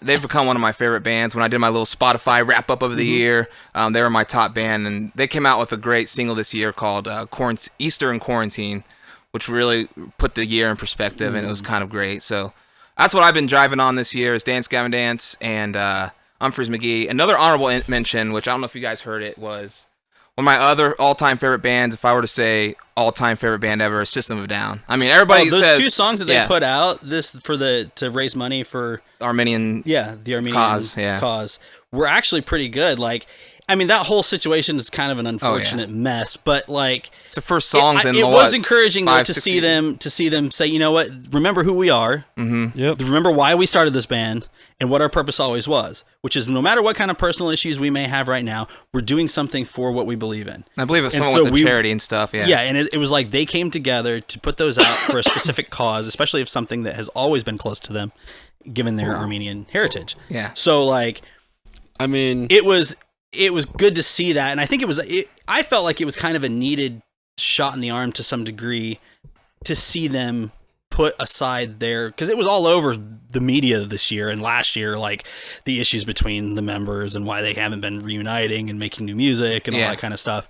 And so to see them be like, especially in this year of all years, which has been like one of the most tumultuous years of people constantly butting heads on everything, and this side's fighting this side, and it was just total chaos and shit all year of people fighting with each other over everything, it seemed like.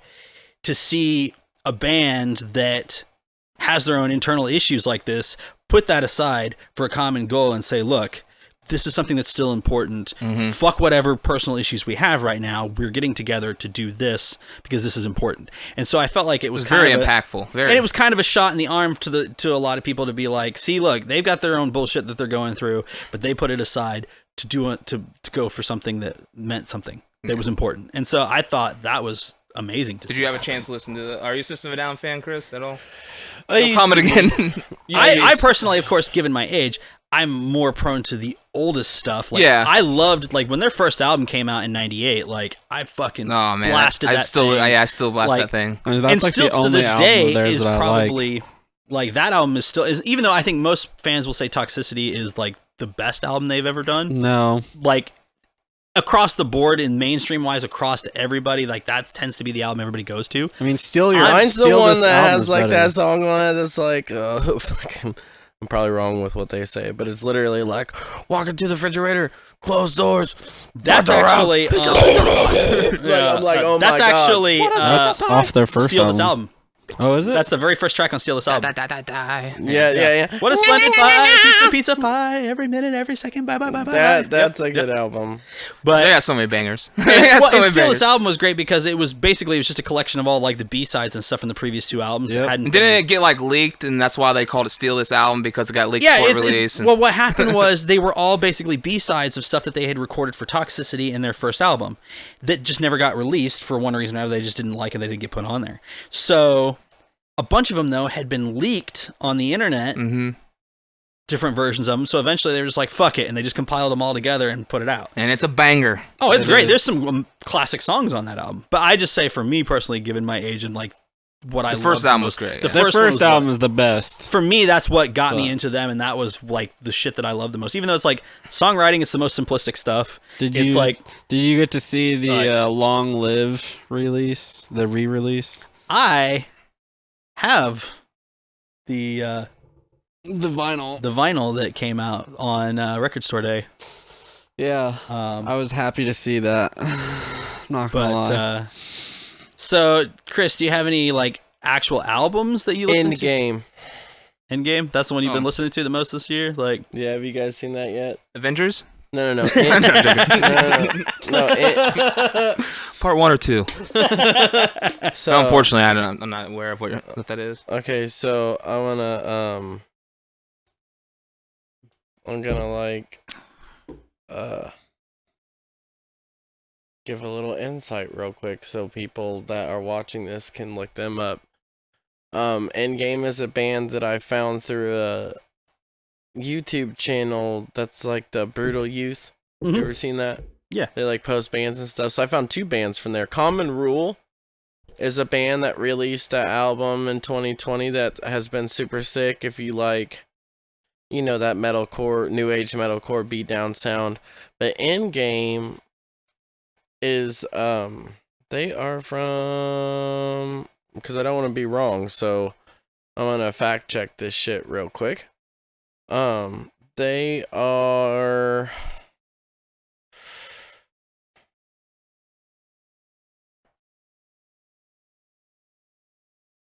there's that awkward silence that everybody This talks about. episode has been sponsored by the McRib, a savory barbecue. Jen's over there with the gun again. A savory barbecue pork patty with crunchy onions and sweet pickle. Get it today at McDonald's. McRib. well, sorry, the internet is shitty and there's not a lot. There's not a lot of Also sponsored by Shade. Good. Raid Shadow Legends. Look, all I know is that they had a release on the Hardcore Worldwide album, or on the Hardcore Worldwide and the Brutal Youth channels, and both of them were probably like the most true, like old school, like wherever Calgary AB is. What's that? Calgary? Alberta. So that'd be Alberta, Canada. Canada. Yeah. Okay, so they're Canadian. Canadian. So we know that now. Canucks, eh? Is that French Canadian? Or do they speak French in Alberta? I don't know. But Quebec, I think, is the French. Here. That's your phone mic.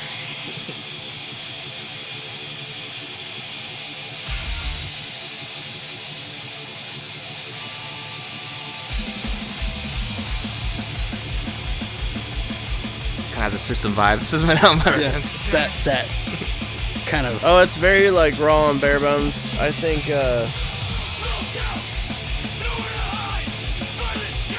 Kind of reminds me of like older Hatebreed. yeah. It's like power Yeah. violence. Like I wouldn't old school necessarily power con- violence. I would probably just consider this like some hate breed hardcore. Yeah. Power of Violence would be more on the spaz end. Yeah. Like Weekend Nachos. Yeah. I So like what? it. What about you, Benny? I dig it. I'll wait to do mine But like, what were albums that like came out this year that you found yourself listening to the most? Well, it depends. The earlier the year, it was Justice for the Damned. They're like really heavy, brutal shit. And then End, when they came out with their album this year, that was Oh yeah, I was about to say End. But... sick as fuck. And then of course Vane had their little EP come out this year. That was sick. And then towards like the middle of summer, obviously Roland moved in, and then Juice WRLD's EP, like last album that came out this year, became. Oh, if we're talking hip hop, bro. Yeah, I don't listen to metal as metal as much as I used to. This isn't just a metal podcast. Yeah, that's why I've been like. That's why I'm saying things like I'm right now. Like it's just that's why I said any artist that like has been an artist that you've listened that you've been going to a lot this year that had something that came out this year.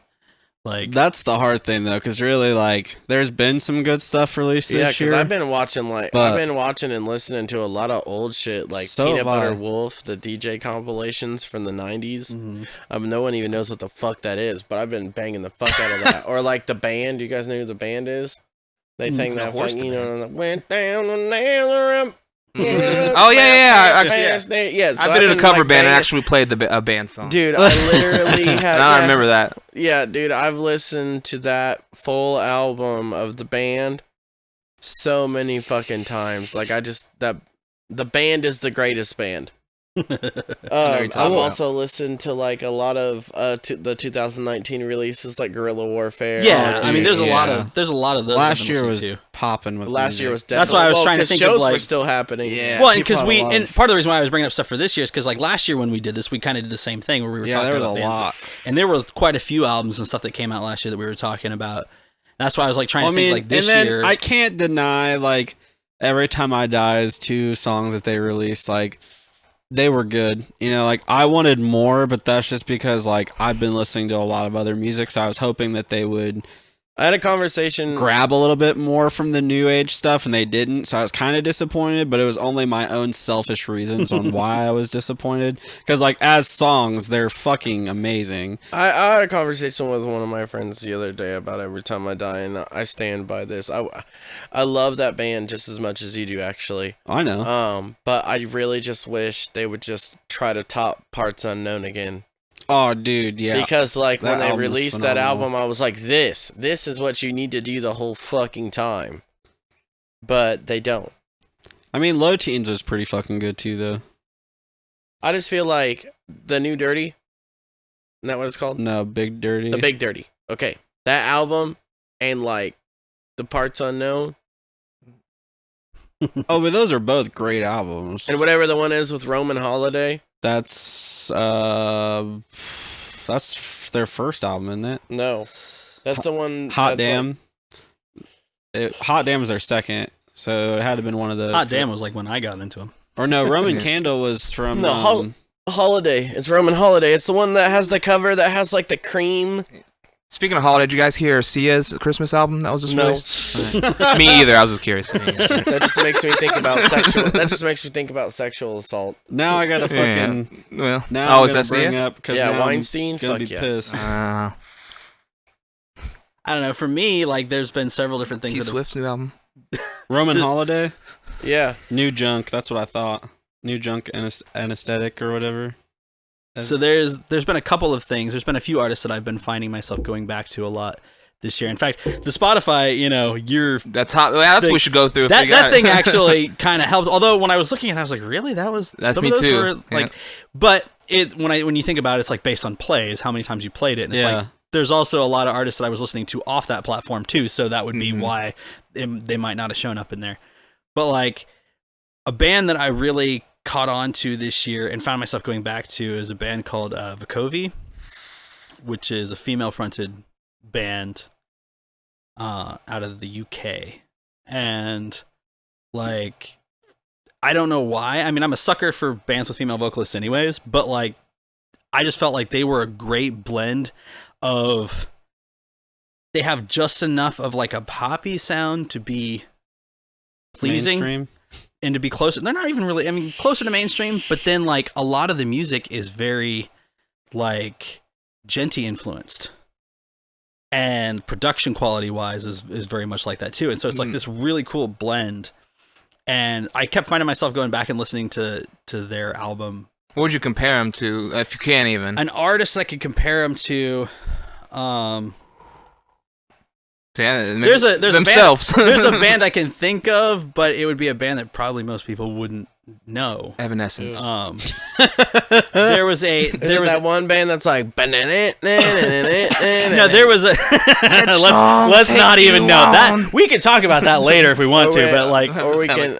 I might be asleep later, but or we can do, or we can talk about that one fucking I'll bring that shit up real quick. You know how disappointed I was when I found out that the Stone Cold Steve Austin intro theme song was a Disturbed song. I was so fucking pissed. And they let it play for a while one time when he was walking in, and out of nowhere you hear the I was like, God damn it! Why did they fucking ruin it? What was Triple H? Now we're talking about wrestling theme song. Never mind. Time to play the game. Oh my God, that was fucking. That was. We could we could probably do a podcast of just like old wrestling stuff. Let's do trivia. Whose theme song are we singing? Oh God! Can you smell? Whose is it? I would lose real quickly. I would win everything. Good Lord! Only the Lord. And that's another thing. Like. For a while, like, you know, I got out of WWE because I'm like, man, that's not cool anymore. But then I became an adult. I'm like, who gives a fuck if it's cool anymore? I want to watch adults What's funny wrestle in is tights. This newer generation, like, I would say newer, but this current, like, era of people that are watching is like, it's a lot of us that grew up watching it when we were kids that are just kind of like, yeah, we know it's fake. Yeah, we know it's like, we don't care. It's just fun. Male soap opera. That's my It's what fun. brothers call it. And it is fun to watch these guys take some hits that you know that shit still hurts. But then the intro music is the best. Although, if you guys have watched much of the current season during the pandemic, it is kind of sad to watch. Yeah. It's been like, ooh. If you watched UFC, it's like all fucking silent ass. You can hear the punches better, which I kind of like. It's like, ow! It just sounds like fucking people slapping meat on a table. It has been almost 2 hours. Where the fuck is Finney?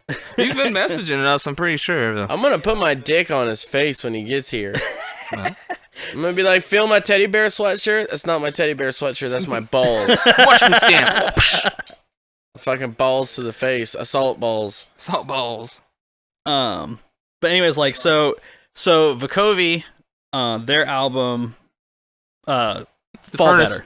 Fall Better is the name of the album. I can't say I didn't buy it because I did, but it was garbage from the moment I got it, so I apologize. But you know what? Are you talking about Sia's? I don't know where that Christmas is album right again? now. You're an asshole. Ben, it was $6.99 at the gas station or some shit like that. I'll figure it out.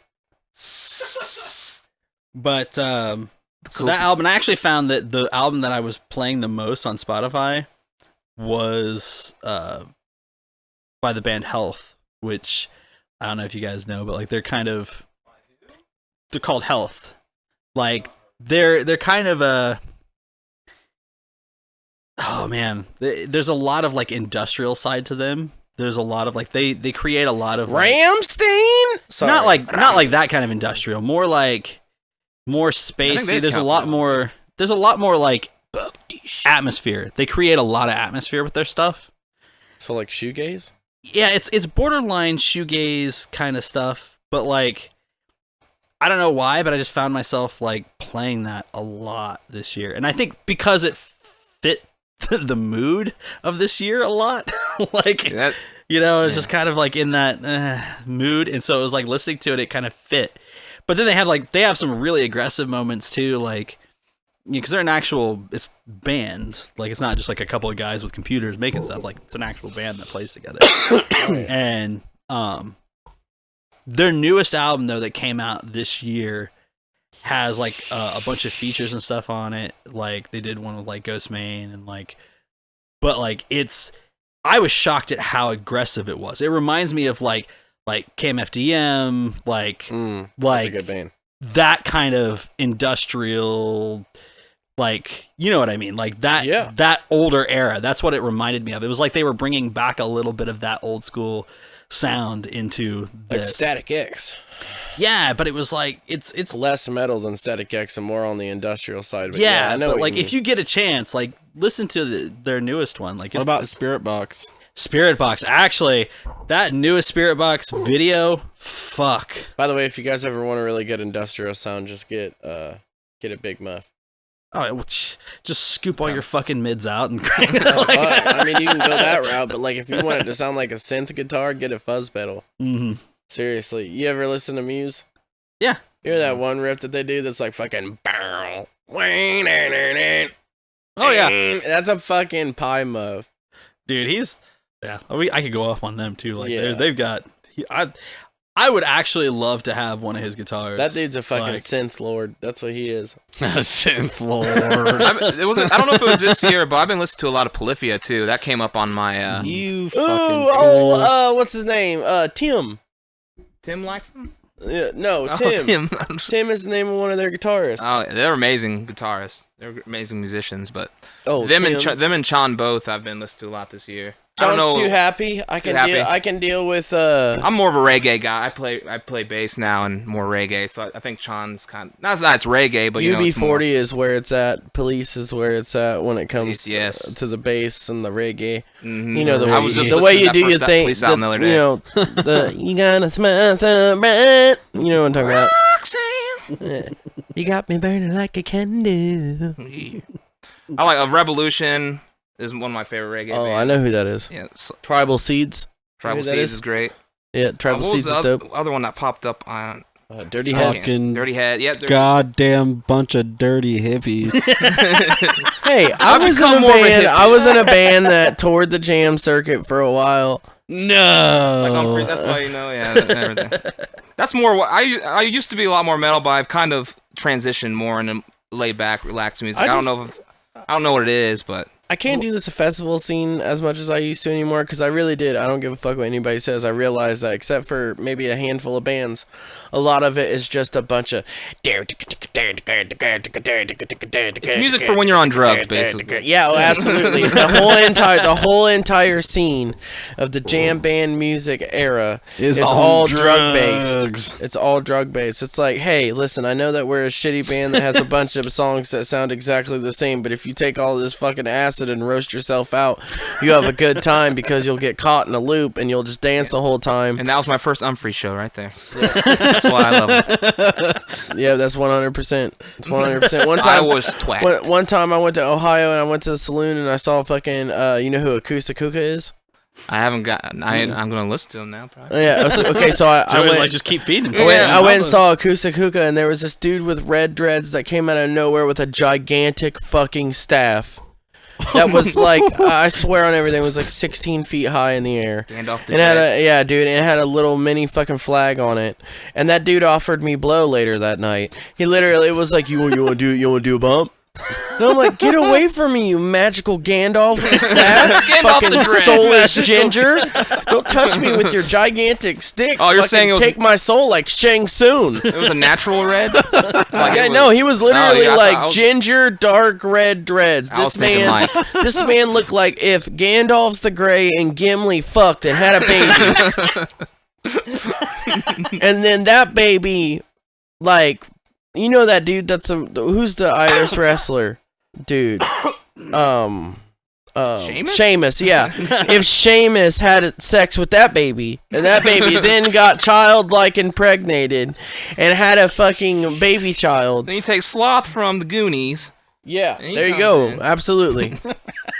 And then you got one That was that fucked up kid, bro. He What he would also you had name like that a bunch child? of earrings in weird places. I was like, that's not an ear. I mean, You shouldn't put that that's- there. That'd be a fucked up creature. But yeah, it was good band though. Good, Right? Yeah, but no, seriously, like when I went to that fucking show, there was like a gigantic crowd of people that were just frying on fucking acid, I guess I watched a whole bunch of people outside lick the inside of a cellophane because there was Molly in it. And I was just like, you know that the dust off of the Molly isn't as good as the teeth that you already fucking ate, you clug. And that's what I've noticed. A lot of the bands I like, I've had friends try to tell me, hey, listen to this band. And it's not until I seen them live where it really clicked. Yeah, because you were fucked up. That's why you liked it. Well, even in the hardcore scene, like my friends were playing metal music before I was really into it. And then they took me to my first show. It was actually at the Skylight, and it was... Lawnmower Incident was at my very first hardcore show ever, and just I'd never been to a show like that, and I started moshing, and I've never felt that way before, and just the energy that music provided, like I saw the Browning a lot different. Yeah. I don't know about you, but for me, I listened to Zayo for the first time, and I lost my shit. Then I went and saw him live, and I lost my shit again. But I also listened to the Browning, and I thought it was shitty, and then I went and saw the Browning live, and I thought it was shitty. I like the Browning now. But I also used to listen to Dr. Acula because I thought it was hilariously good. But then I went and saw the band live, and it was really good. The first time I listened to the Chariots' first album, I thought it was the worst thing I'd ever heard in my life. But then I went and saw the band live, and I never cared about that again. Yep. Oh, dude, I knew having experience of having seen like Norma Jean when it was with Josh, and even back when it was Ludacris before that. When that first Chariot album came out, I knew immediately what they were doing. Do you guys know who the best Indiana band is, though? Controversy? No, like of all time, The Analyst. The Analyst played. We brought this up the last time. Yeah, dude. The Analyst played more fucking shows. We played with them in what was that? 2009. The Analyst is the best fucking Indiana band to ever exist. I wish they would fucking come back. If they came back, I would purposely try to book a tour at a bunch of venues on purpose. Like I don't give a fuck. That band was the shit. I used to be so much ass to that. You would sell shirts for them? Absolutely. Which is funny because Nathan Burge actually was asked to do their vocals and turned it down like a dumbass. I think was that back in the day? Yeah, I think I remember that. Yeah, he was an idiot for turning that shit down. We were taking a hiatus in like 2010, and he had got the offer from them, and he turned it down. Dude, the Analysts used to play with like all the legendary Indiana bands, like the Yellow Sign from the Michigan area. Blood Reckoning. Fucking Blood. Hey, first off, the Blood. We have Tim Neff. I don't want to talk about. Is he in the Blood Reckoning? No, but he is best friends with the Blood Reckoning. And I was best friends with the Blood Reckoning and Chinese Express, and Tim was in the Chinese Express. He was in the White Scarf Scandal. Yeah. If you're an old person and you listened to hardcore before it was all screaming, I love how you just look over at me, motherfucker. Then you will remember the White Scarf Scandal, or bands like Tokyo Rose. Tokyo Rose, I remember Tokyo Rose. Or VOD, Vision of Disorder. That's a New York band from the '90s that totally had cleans, but they were one of those weird Krishna bands. I don't know how you say that. Is it Krishna or is it Krishna? You know what I mean? Like Hare Krishna? No, like the religion. Is it? I don't know what it is. I'm not talking shit about it either. I just know I can't figure out how to say it the right way. That reminds me of freaking Ghost of Maine. Are we cutting at 4? Oh God, Ghost of Maine. Ghost of Maine, the dude that was the guitarist for the Ghost of Maine, worked at the music store in Marion for a while. But we used to play show. We played, I think, at least 2, I think, with Ghost of Maine back in the day. Gucci Mane. And then Gucci Mane. What about Gucci Mane? And then the Gooch of Maine. Kingston Falls. Kingston Falls got brought up recently in a conversation. And way to go. Like that got me thinking about like us playing the Kingston Falls album release show. Oh, Kingston Falls. Dude. And because we did 2 back-to-back with them. We played the night before at the Emerson Theater, and then they did their album release here in Lafayette. Wait a minute. Downtown Records. You mean like Jamie Josta? Not. No, he had a band. Excuse me for a second. Once again, the McRib. Man, you really gotta become like more prepared, man. Subway sandwiches. Okay, Google, what are all the bands that Jamie Josta was in? No, Kingston Falls. I'm trying to think where they were technically located out of. what they considered themselves. It was Goshen. I thought. Was that where they officially like said they were from the Goshen area? Yeah, I thought it was up in Goshen area. Along Kingdom of Sorrow. Ah, That's that's what who it you were was thinking called. of. Sorry, I got mixed up there, guys. I was like, the dude from Crowbar and Hatebreed? You guys played with them? Fuck! Like, That's funny. I was about to be like, I bet you that show was a fucking ass beater. Just fucking just like a bunch of metal zone and solid state amps hooked up together. Oh God, That's what sound they like did. a bunch of pissed off bumblebees. No, no, that was not what they did. They would take it and they would run it through the. No, listen, this is what they would do. They would take a solid state amp and they would run MT-2 metal zone through the front end of a solid state amp, but they would run it like a boost, and they would use the mid frequency filter manipulation to like make it sound like Crowbar. I don't know how else to explain like sound like Crowbar. But like, you know, a lot of bands do that with the HM2 right now, so I can't really say shit because that's kind of what we do. But I totally know that like back in the day, it was like a Randall solid state amp of high wattage and like a MT-2 Boss metal zone used for a boost. Yep. Like I said, tone whore. Cannibal Corpse was like 2 DOD 808s with a metal zone smacked in between all. Do you remember the effects loop? Do you remember the DOD death metal pedals that came out? And I? Fuck, I think everybody from like 2001 to like 2003 had one in their pedal board. And then they talked a whole bunch of shit, and they were like, "This pedal is the dumbest fucking shitty pedal in the world." And then they forgot that it was designed to be a preamp, and you hook it up to the effects loop, and it makes you sound like Cannibal Corpse. Yeah, it's cool though. I had 2 of them. Yeah, but you never hooked it up through your effects loop, did you? Nope, I don't think so. I didn't. I don't think I ever did. But see, that was like when I was a teenager. I don't even think he had a half stack to to be able to plug it in through the effects You know what I mean? loop. People had a Line 6 combo amp that had an effects loop on it that could have been running that metal zone through, sounding like great. They probably would sound like fucking Slipknot when they were 12. But they didn't. Because they didn't look it up, and they just got their guitar research magazines to look at Claudio Sanchez and Lamb of God.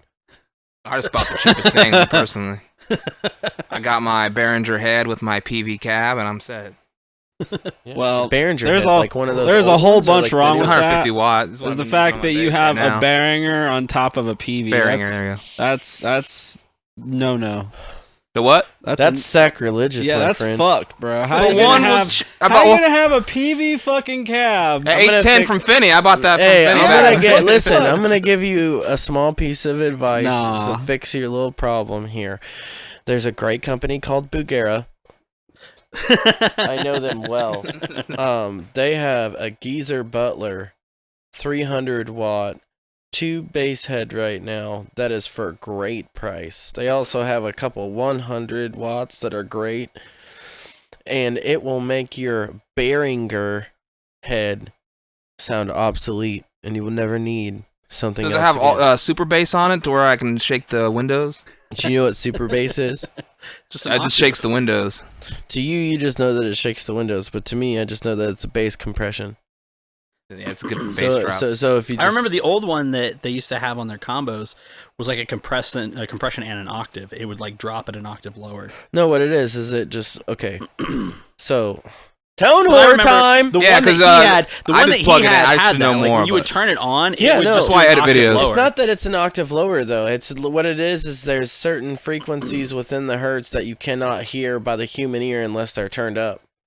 So like that's what that super bass thing does is it turns up like a deeper form of that hertz, which is a different note, which is a different octave. Yeah. Sounding tone that comes through, but it's really not dropping. Some of them do drop an octave if you wanted to do that. I know what you're talking about, Yeah. but the one that he has, I think, is literally just a hertz boost on the low end. Yeah, the one that Joey has is definitely a Hertz. I bought it like 8 years ago, guys. I mean, I'm a video editor, not really much of a musician anymore. He's like, dude, I just came on. Yeah, I'm not normally the guy on camera. Stop roasting me. You know? Hey, dude, at least, No, I get it. I'm at least not- you know, like all the other dudes in the industry right now that are like, you know what, man, I just got an Axe Effects or a Kemper, Yep. and that's Dude, okay. all I need. Like, I understand, like, the convenience side of having a Kemper or an Axe. Yeah, but I just look what But- happens when you hand those dudes a one-channel analog tube amp and a rat pedal. They have no idea what the fuck to do. Yeah. And the thing is that I myself, from my own experience, started finding myself going down that path of like being more technology driven than traditional, and then it became like oh, wait a minute, and then started like in the more recent years, I've been pulling more away from the technology side and going more into traditional, doing things more traditionally. But I think that the best is trying to marry both of them, having them kind of both like have one help where the other one has its flaws and vice versa. I think that with the date of with the place that analog recording has come to now, it is exactly that. Oh yeah. I feel like I could record. Well, to me, it's like when we were talking about producers that we know in the area and stuff. When you listen to like somebody who does strictly technology based and is like super production heavy, like they overproduce stuff to like be super clean and precise and perfect.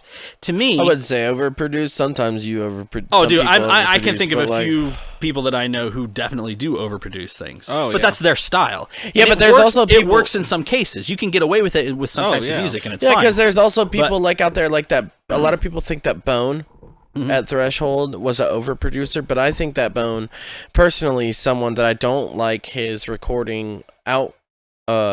Like his recording style, but like I feel like that when it comes to if you're a band that wants to get a sound that will get you somewhere and get on the radio, and you're not a metal, even if you are a metal band, I'm not even gonna take that away from him. Like he works. I've recorded in his studio before. Yeah, dude, like that guy is a fucking genius at his trade, and like I feel like that he's California one of those Color like Kyle Lewis producers where it's just all like direct in, you know what I mean? And like that's there's exactly a what it lot was. of false amp tones, and when I say false amp tones, I don't mean that in a bad way. I just mean like emulators. Yeah, you know what I mean? IRs Like and stuff, yeah. Instead of actual and like pad playing. reamping, and like he is the only person in Indiana that really does have like, hey, what kind of studio do I go to once I'm a really big signed band? Well, fucking that Bone dude is that guy. Yeah. Do you guys know Threshold Nico Studios. Albanese by chance? I do. I know who that is. I don't know him, but I am friends with him on Facebook. He's like in a country band right now. Yeah, I've got to record with him in the studio before, and he's really good too. I think he kind of has the same feel because it was Trey. It was actually our drummer for that band. It was Theriot. And he did. Trey played the drums, but then he went over the whole drums and made it all like electric and stuff like that. So That and seems it to was be the a thing direct that, in and stuff like that. That's the thing that But he did great. I love One I've said for I love myself Nico's. for many years that my biggest crutch was the fact that I relied too heavily on samples and stuff for like drums and things, and that was mostly because it started out of necessity because I didn't have a place to record drums and I didn't have good drum mics to do it. So it was easier to just download a sample pack and program it out myself.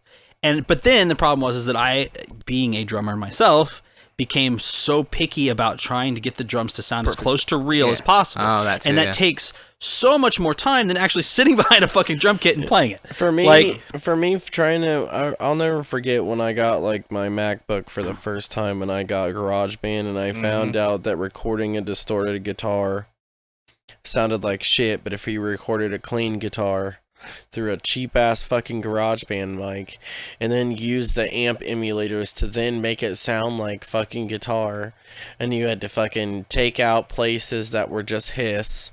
You had to do all these things, you know what I'm saying? And I was just like, that was the moment when I realized that I was going to have a lot of problems when I went to go record in studios with my band, because I didn't want to be that guy. I wanted to be the guy that like left the feedback in.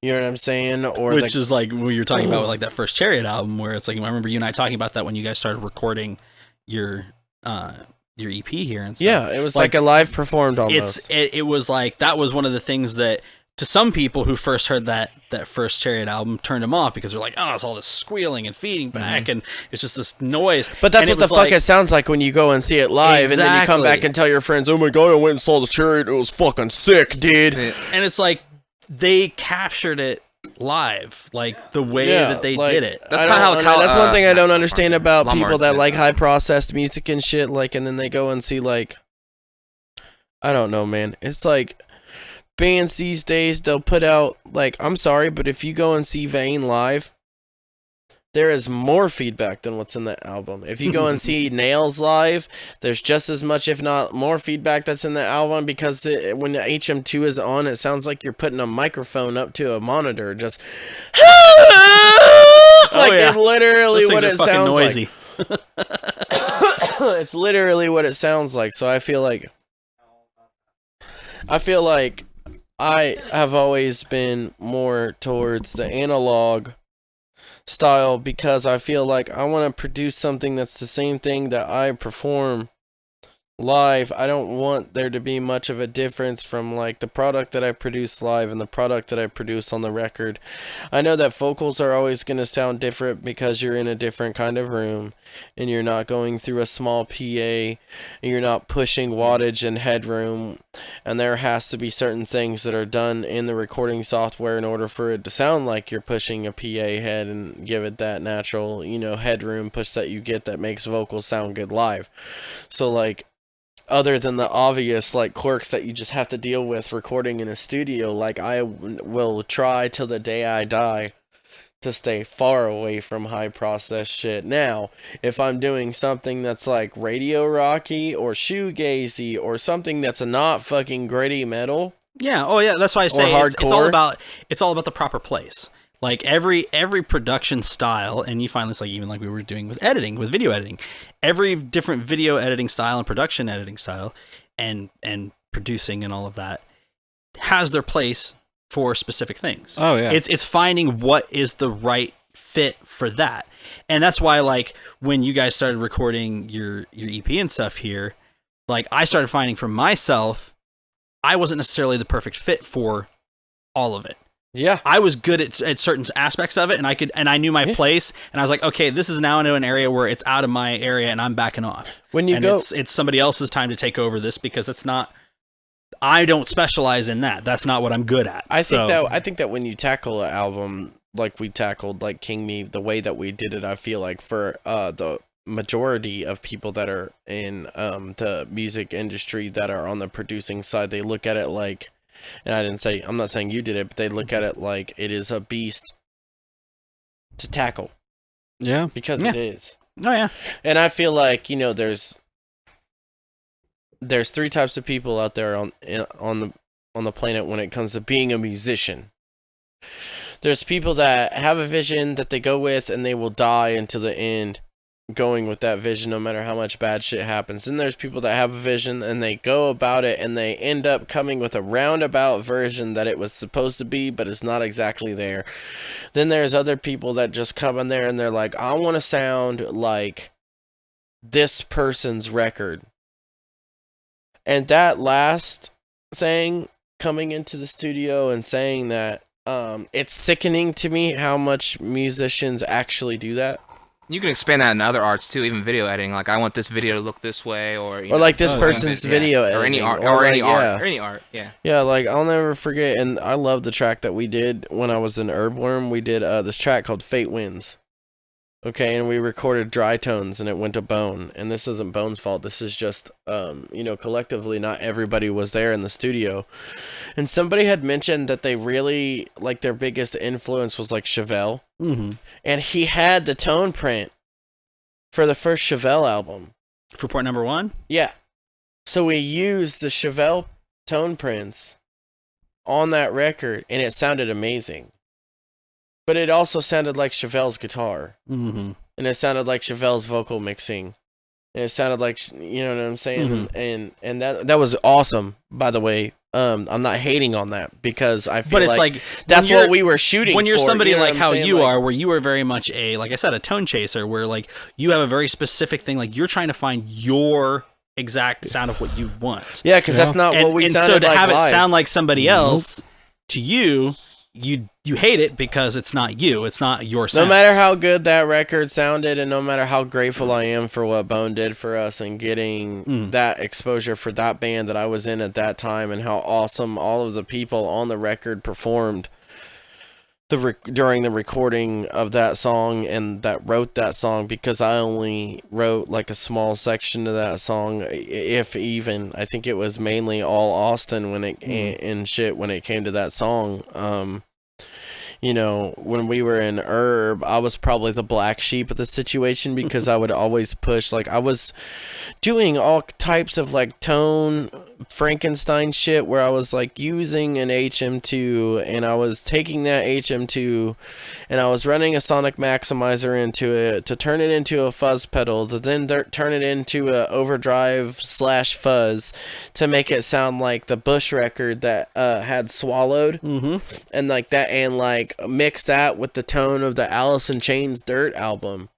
And it was just like, I was like really just trying, like, Smashing Pumpkins, and it was like I was doing a lot of drugs and substance when I was doing that band too. So like that was, I feel like that was probably the biggest like defect I put on Herbworm when it came, you know, for one, like normally I would praise myself for being like a tone junkie, but like at that time, like I feel like the tone that I did for that band almost hurt them, because I felt like it was almost too unique for the style of music that they were doing, because it wasn't as huge as it could have been.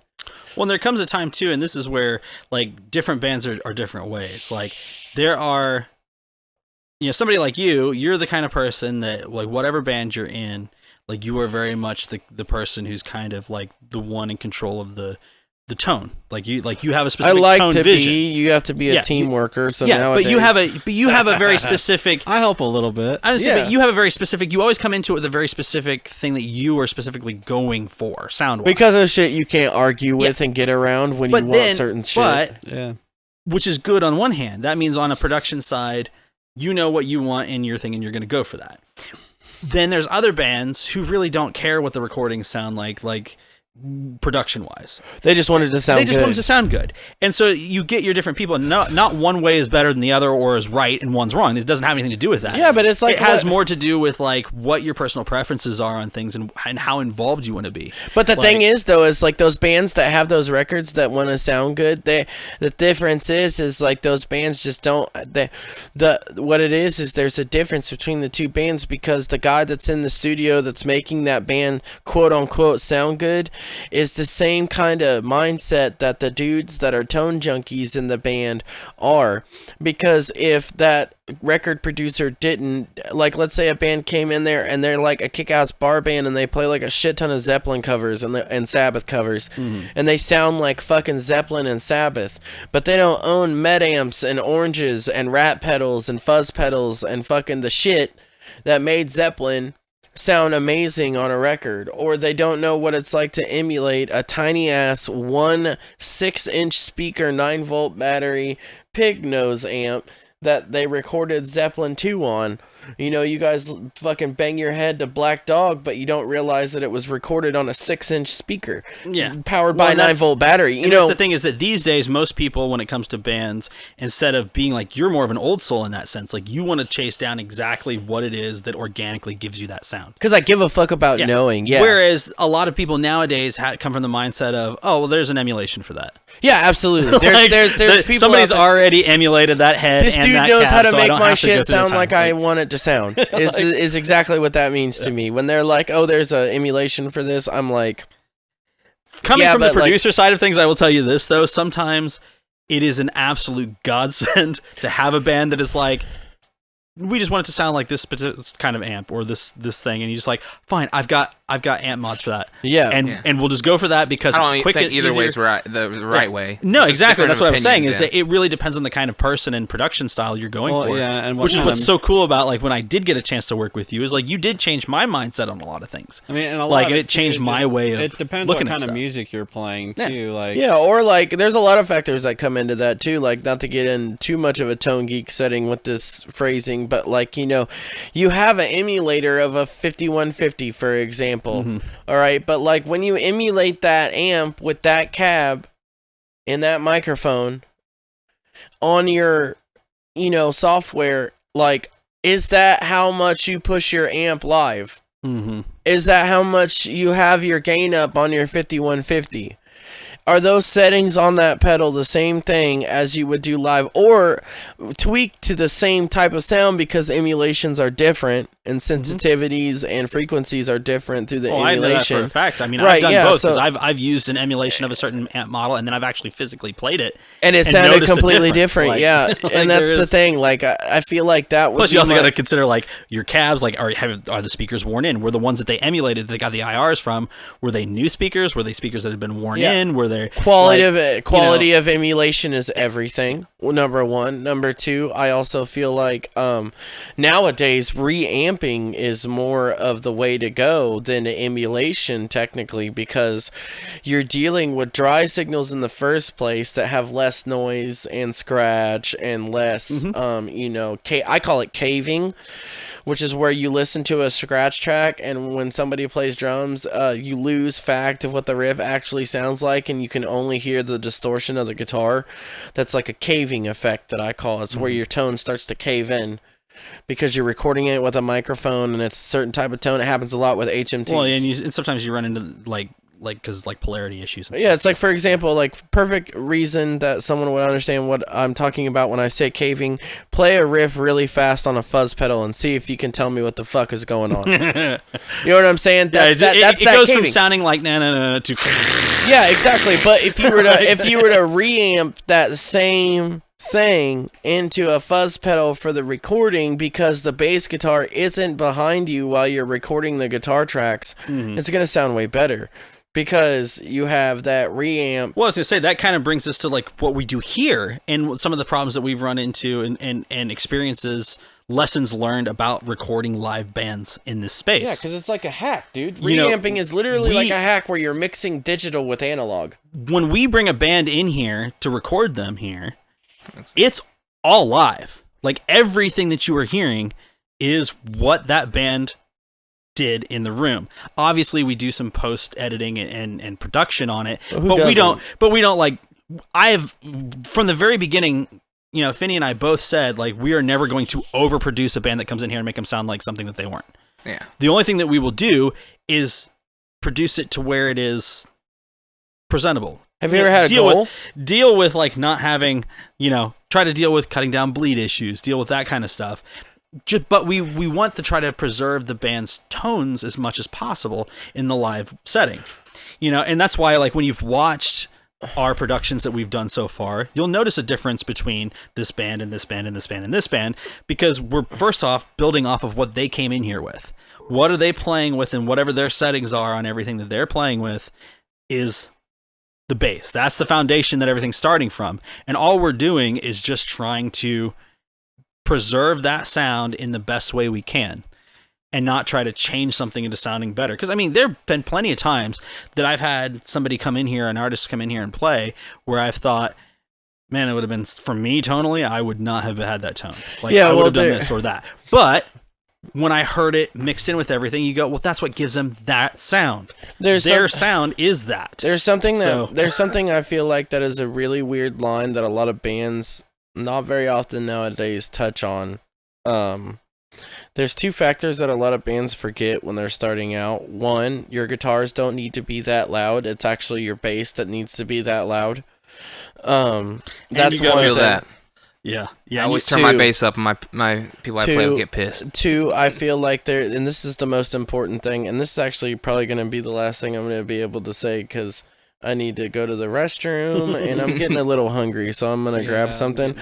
But I think that one of the biggest things I can say for bands coming from 2020, I'm going to make it appropriate for my closing statement. Okay.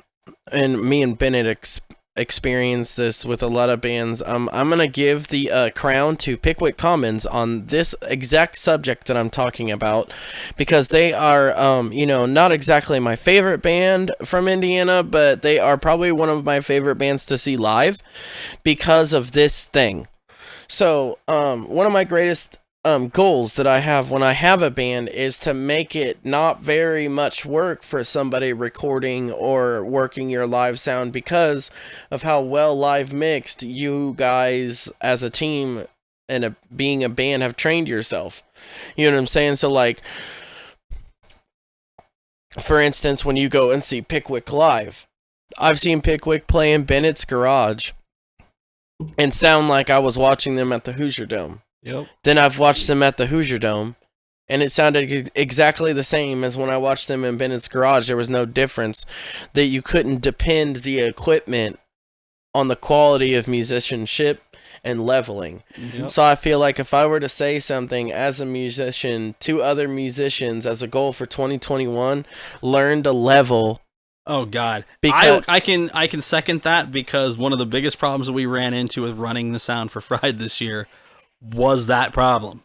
Was too many bands not trusting us, for one, when we were like, hey, turn this down, or set this here. Reason being was because what we were running into a problem is everybody kept blaring everything out, and then would get pissed off when they're like, we can't hear the vocals. Yeah, You can't hear the vocals because you're too damn loud on stage. And I can't do anything about what your stage volume is, and I can't push my mains any harder, or I'm going to blow my fucking speakers. I feel like with the way I feel like being a sound guy, you run into a lot of stresses like that, but I feel like one of the big factors of why a lot of people couldn't hear the vocals at Fried Fest, and this is just a fact, the main speakers were in front of the band, when a lot of people are used to the speakers being behind the band. So they can always hear the vocals, but when the speakers are in front of the band, no one can hear the vocals unless you step in front, which if you watch the Controvert set, you will notice that I was outside of the garage for most of it, and so was Band and Tim. Well, that's why they kept getting pushed out that way, because more and more people were, obviously because of COVID and everything, people weren't really in the garage. The well, garage not itself, just that, it got pushed out like that too, because we all felt like, from a band player's standpoint, that was where the hot spot of sound was. Yeah, and you couldn't. We kept, and Tyler, I wish he could have gotten here, but like that was one of the things he and I the whole day were kept trying to get it better and better and better, was because we were running into that. But I will tell you for a fact, because Tyler and I both talked about this several times that day, that had some of these artists listened and brought their stage volume down a little bit, it would have been fine. I feel like, because in the room, the problem is like, especially when you're running with like half stacks, you know, your half stack is below your waist. So what you're hearing being above it is not what you hear if you were to stick your face right in front of it. Well, it's not our fault that you bought a straight cab. So what happens is, that's what I say. Get some to monitors. A lot of people. Well, but what I'm saying though is that part of what happened there at Fried though was because of that, and because out in front of the garage, you know, it slopes down. So that means the people that were out front were now at face level with the amps that were in the garage. 100%. So now those amps, even though because you could step, in the garage itself, it sounded amazing in the garage. Like when you were in there and you were playing, at least when we played and most of the other bands that were in there, they loved how it sounded in the garage. But as soon as you walked out and those amps went from being down here to suddenly being right in your face, now they were overpowering the vocals, because now you've got the speakers right in your face. So that's why we kept saying like, hey, just turn down the amps just slightly so you're not overpowering those mains that the vocals are pushing through, and you won't have that problem of not being able to hear yourself, or like we were running into where we were peaking out our system. I mean, let's face it, I'm not going to lie. We basically destroyed an amp at Fried. One of my amps does not work, and it's primarily due to the fact that we pushed it so fucking hard at Fried. Hey, and this is what I always say. But it's a badge of honor for me, and the fact that I got to destroy an amp at Fried Fest is something that is what it is. Like, here's what I have always thought when it comes to outside shows or small shows, and you're dealing with that issue, because I had to work Fried Fest with a small PA, and you know, people have always said, you know, we can't hear the vocals, or well, you guys generally tended to only run vocals through PA. That's what I was about to say. If you have all of this stuff for a band that knows how to level, and it's shooting outside, then it's awesome.